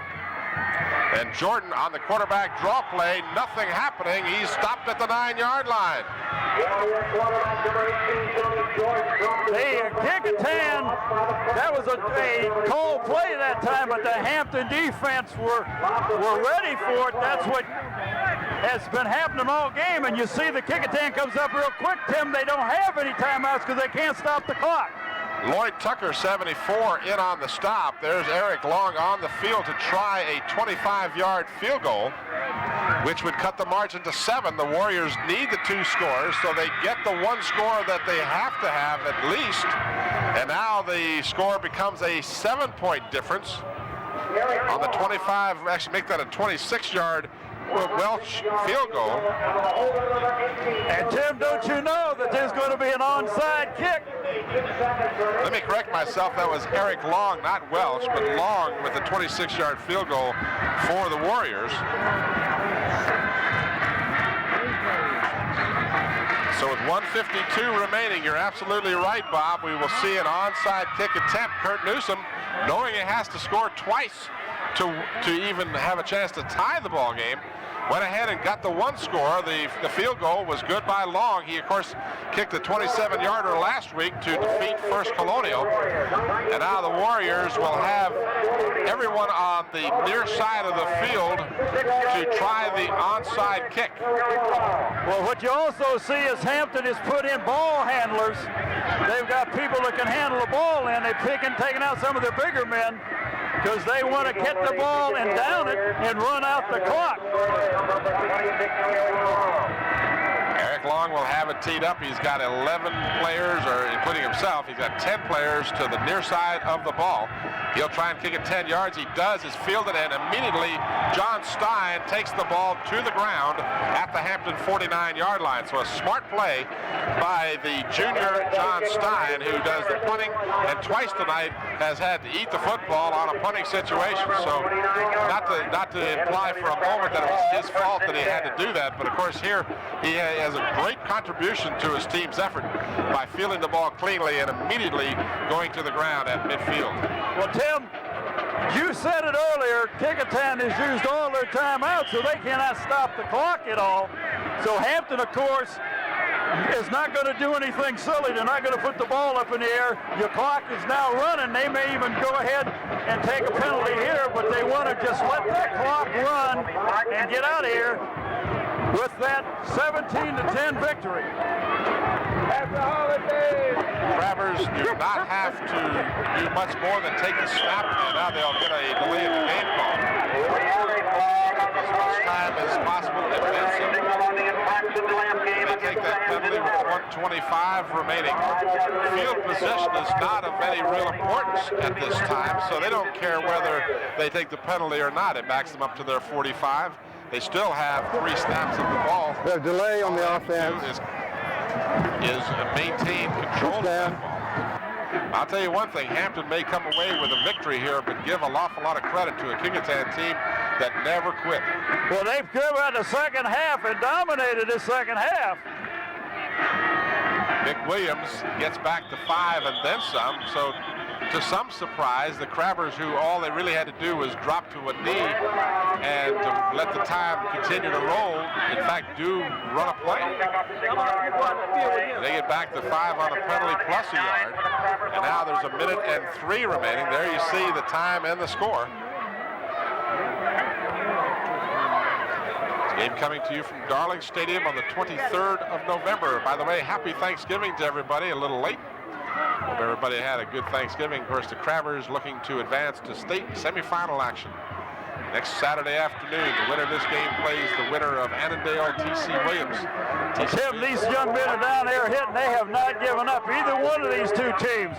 This is really a star in the sky for the Hampton school system. These are two great teams. Had they been in different conferences, they could have both ended up in the finals in the state championship.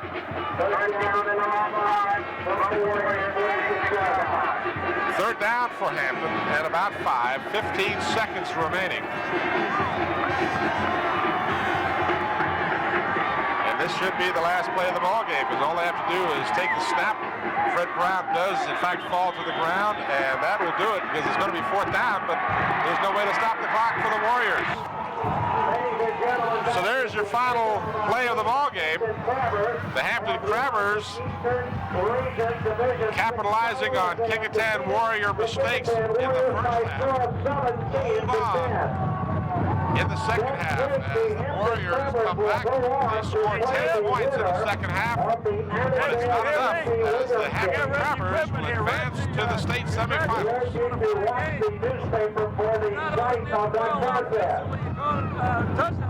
But defensively, we called your name a lot tonight. Thank you. We practiced hard all week, and I think we deserve to come out here and win. And every game to us is a state game from now on until our seniors, and that's what we're going to try to make it to state. Well, listen, you know, the whole defense did a great job, but Kecoughtan came back here in the second half, but you guys really sucked it up and did a great job. Yeah, well, we practiced hard, and I owe it all the cheer and the seniors and the linebackers and stuff like that. We practiced hard, and we came out here and deserved it, and we got it. And hope to get it next week, too. Well, good enough. Well, we'll see you next week. Congratulations. You're a player of the game, and I'll have a shirt and a plaque for you. All right, thanks. Good enough. Tim, let's go back up to you. All right, Bob, thank you. And again, because of our headset problem, I was not able to realize you were talking with Reggie initially. I apologize if I was talking while you were, but I was running down the fact that the Hampton Crabbers dominated the first half, and then it was all Kecoughtan Warriors in the second as they came back with 10 points. Not to be denied, but the Hampton Crabbers know they were in a fight, and I see you have Danny Mitchell. Yeah, Tim, I got Danny here. Coach, there was a couple calls towards the end of that game that could have really changed the complexion of this ball game. Yeah, it was it's just, that's football, and, our defense rose to the occasion. We played great defense. Well, your defense was on the field a lot the second half, and you're not used to that. Yeah, well, when you get in this kind of game like the Eastern Regional Championship, you don't expect blowouts anyway. And I knew Kurt's kids wouldn't quit. And, we told them at halftime they wouldn't quit, and we had to come out and play football. Well, they sure didn't quit, but we picked Reggie Pittman for the player of the game. There could have been a lot of people we picked, but he did not only caught a touchdown pass, but I thought he did a great job defensively. Yeah, that was a big key for us. Reggie didn't play defense that much when we played Kecoughtan last time. And like I said, it's hard to single out one kid. But, defense, offense, we got the job done, and that's what it's about. It sure is. Well, we look forward to seeing you next week. Congratulations. Thank you. Okay, Tim, let's go back up to the booth. And let me echo those sentiments to Danny Mitchell, that it was not a single person who made the victory for the Hampton Crabbers. It was an excellent team effort, and when we choose one player, it is only an unscientific effort on our part to just single out one particular player for a fine effort. But the Hampton Crabbers as a team, and Coach Mike Smith and his staff as a group, should be heartily congratulated for a superb effort, a young football team. As you said, while we were in the process of bringing this game to the fans, they didn't really think that they had a chance to go this far this year with all the young players they had. They were replacing a tremendous graduation loss from 1989-90, and the young players have come through for the Crabbers so far, and to me, that's been the big difference in the season for Hampton. They have gotten the maturity that they needed to get from the young players, and this team, the Hampton Crabbers, who will be in the state semifinals next Saturday up at W.T. Woodson, has 18 underclassmen starters. So Peninsula District, Eastern Region, look out. This is not a final year for the dominance of the Hampton Crabbers. They are not only going to advance to semifinal play, but they will be back next year with, I understand again, either undefeated or once beaten JV team. So the parade continues for the Hampton Crabbers. Bob is trying to get an opportunity to talk with some of the Kecoughtan Warriors, and of course they are having a prolonged huddle. There you see them. There you see Danny Mitchell and his youngster. The Kecoughtan Warriors having a meeting to discuss not only this game but their season, and our congratulations to Kurt Newsom and the Kecoughtan team. Their record ultimately becomes 9-3. They've had a great season. Kurt Newsom has done a super job at Kecoughtan, and our heartiest congratulations to them. And this has been one of those years that Hampton City Schools, as a rule, have been a dominating force. The Bethel Bruins did not make the playoffs, but they played well. And at one point in the season, when they were 4-2, could have easily been 6-0. But injuries hurt them. Hey, Tim, I'm going to get Coach Mike Horton over here. All right. Good. You can keep me from rambling on, Bob. Go ahead. Mike, boy, you guys come out of the second half and played a tremendous ball game.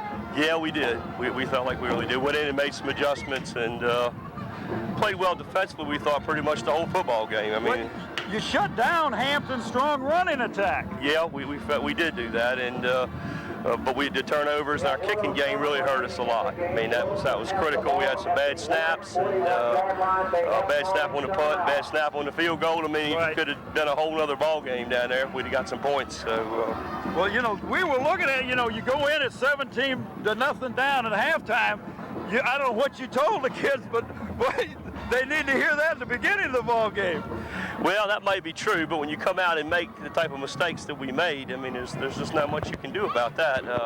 We came out the second half and felt like we could move the ball on them, and we did, and it had some success, and just a little bit too late, that's all. Yeah, well, I tell you have nothing to be ashamed of. This is a fantastic team, and, it's a shame that you had to meet now and sit in the state championship. Yeah, well, we're real disappointed. We're real proud of our kids. We felt like they'd done a heck of a job, worked real hard, and we're hoping to go on past this and win our first Eastern Regional Championship. But that's football and that's life, so. Just suck it up and another day. Suck it up and go on for next year. Good enough. Well, listen, congratulations on a fine season. We'll talk to you later, Mike. Okay. Tim, let's go back up to the booth. All right, Bob, thank you. And again, our congratulations to the Kecoughtan Warriors as they end their season with a 9-3 record. They end up playing Hampton extremely tough. Both times the Crabbers won the first game 14-0, and then they come away with a 7-point victory in this game, 17-10, as the Crabbers scored all of their points in the first half. All of Kecoughtan's points came in the second half, and the Kecoughtan Warriors just never gave up. They just would not quit. And to their credit, they didn't win the ball game, but they certainly did a fine job. And our congratulations to the Hampton Crabbers, as they once again will advance to postseason extra play, as they will go to W.T. Woodson High School up in Northern Virginia next Saturday afternoon, a 2 o'clock game time. And their opponent will be the victor of the game between the #1 team in the state, T.C. Williams, and Annandale High School. Those two teams will play Saturday afternoon to determine the winner of that ball game. So again, the final score here from Darling Stadium, the Hampton Crabbers win by a touchdown, 17-10 over the Kecoughtan Warriors. For Bob Hintz, this is Tim Cole, and we thank you for watching. Hope you'll join us next time here on Channel 5 for the best in high school sports. Good night, everybody.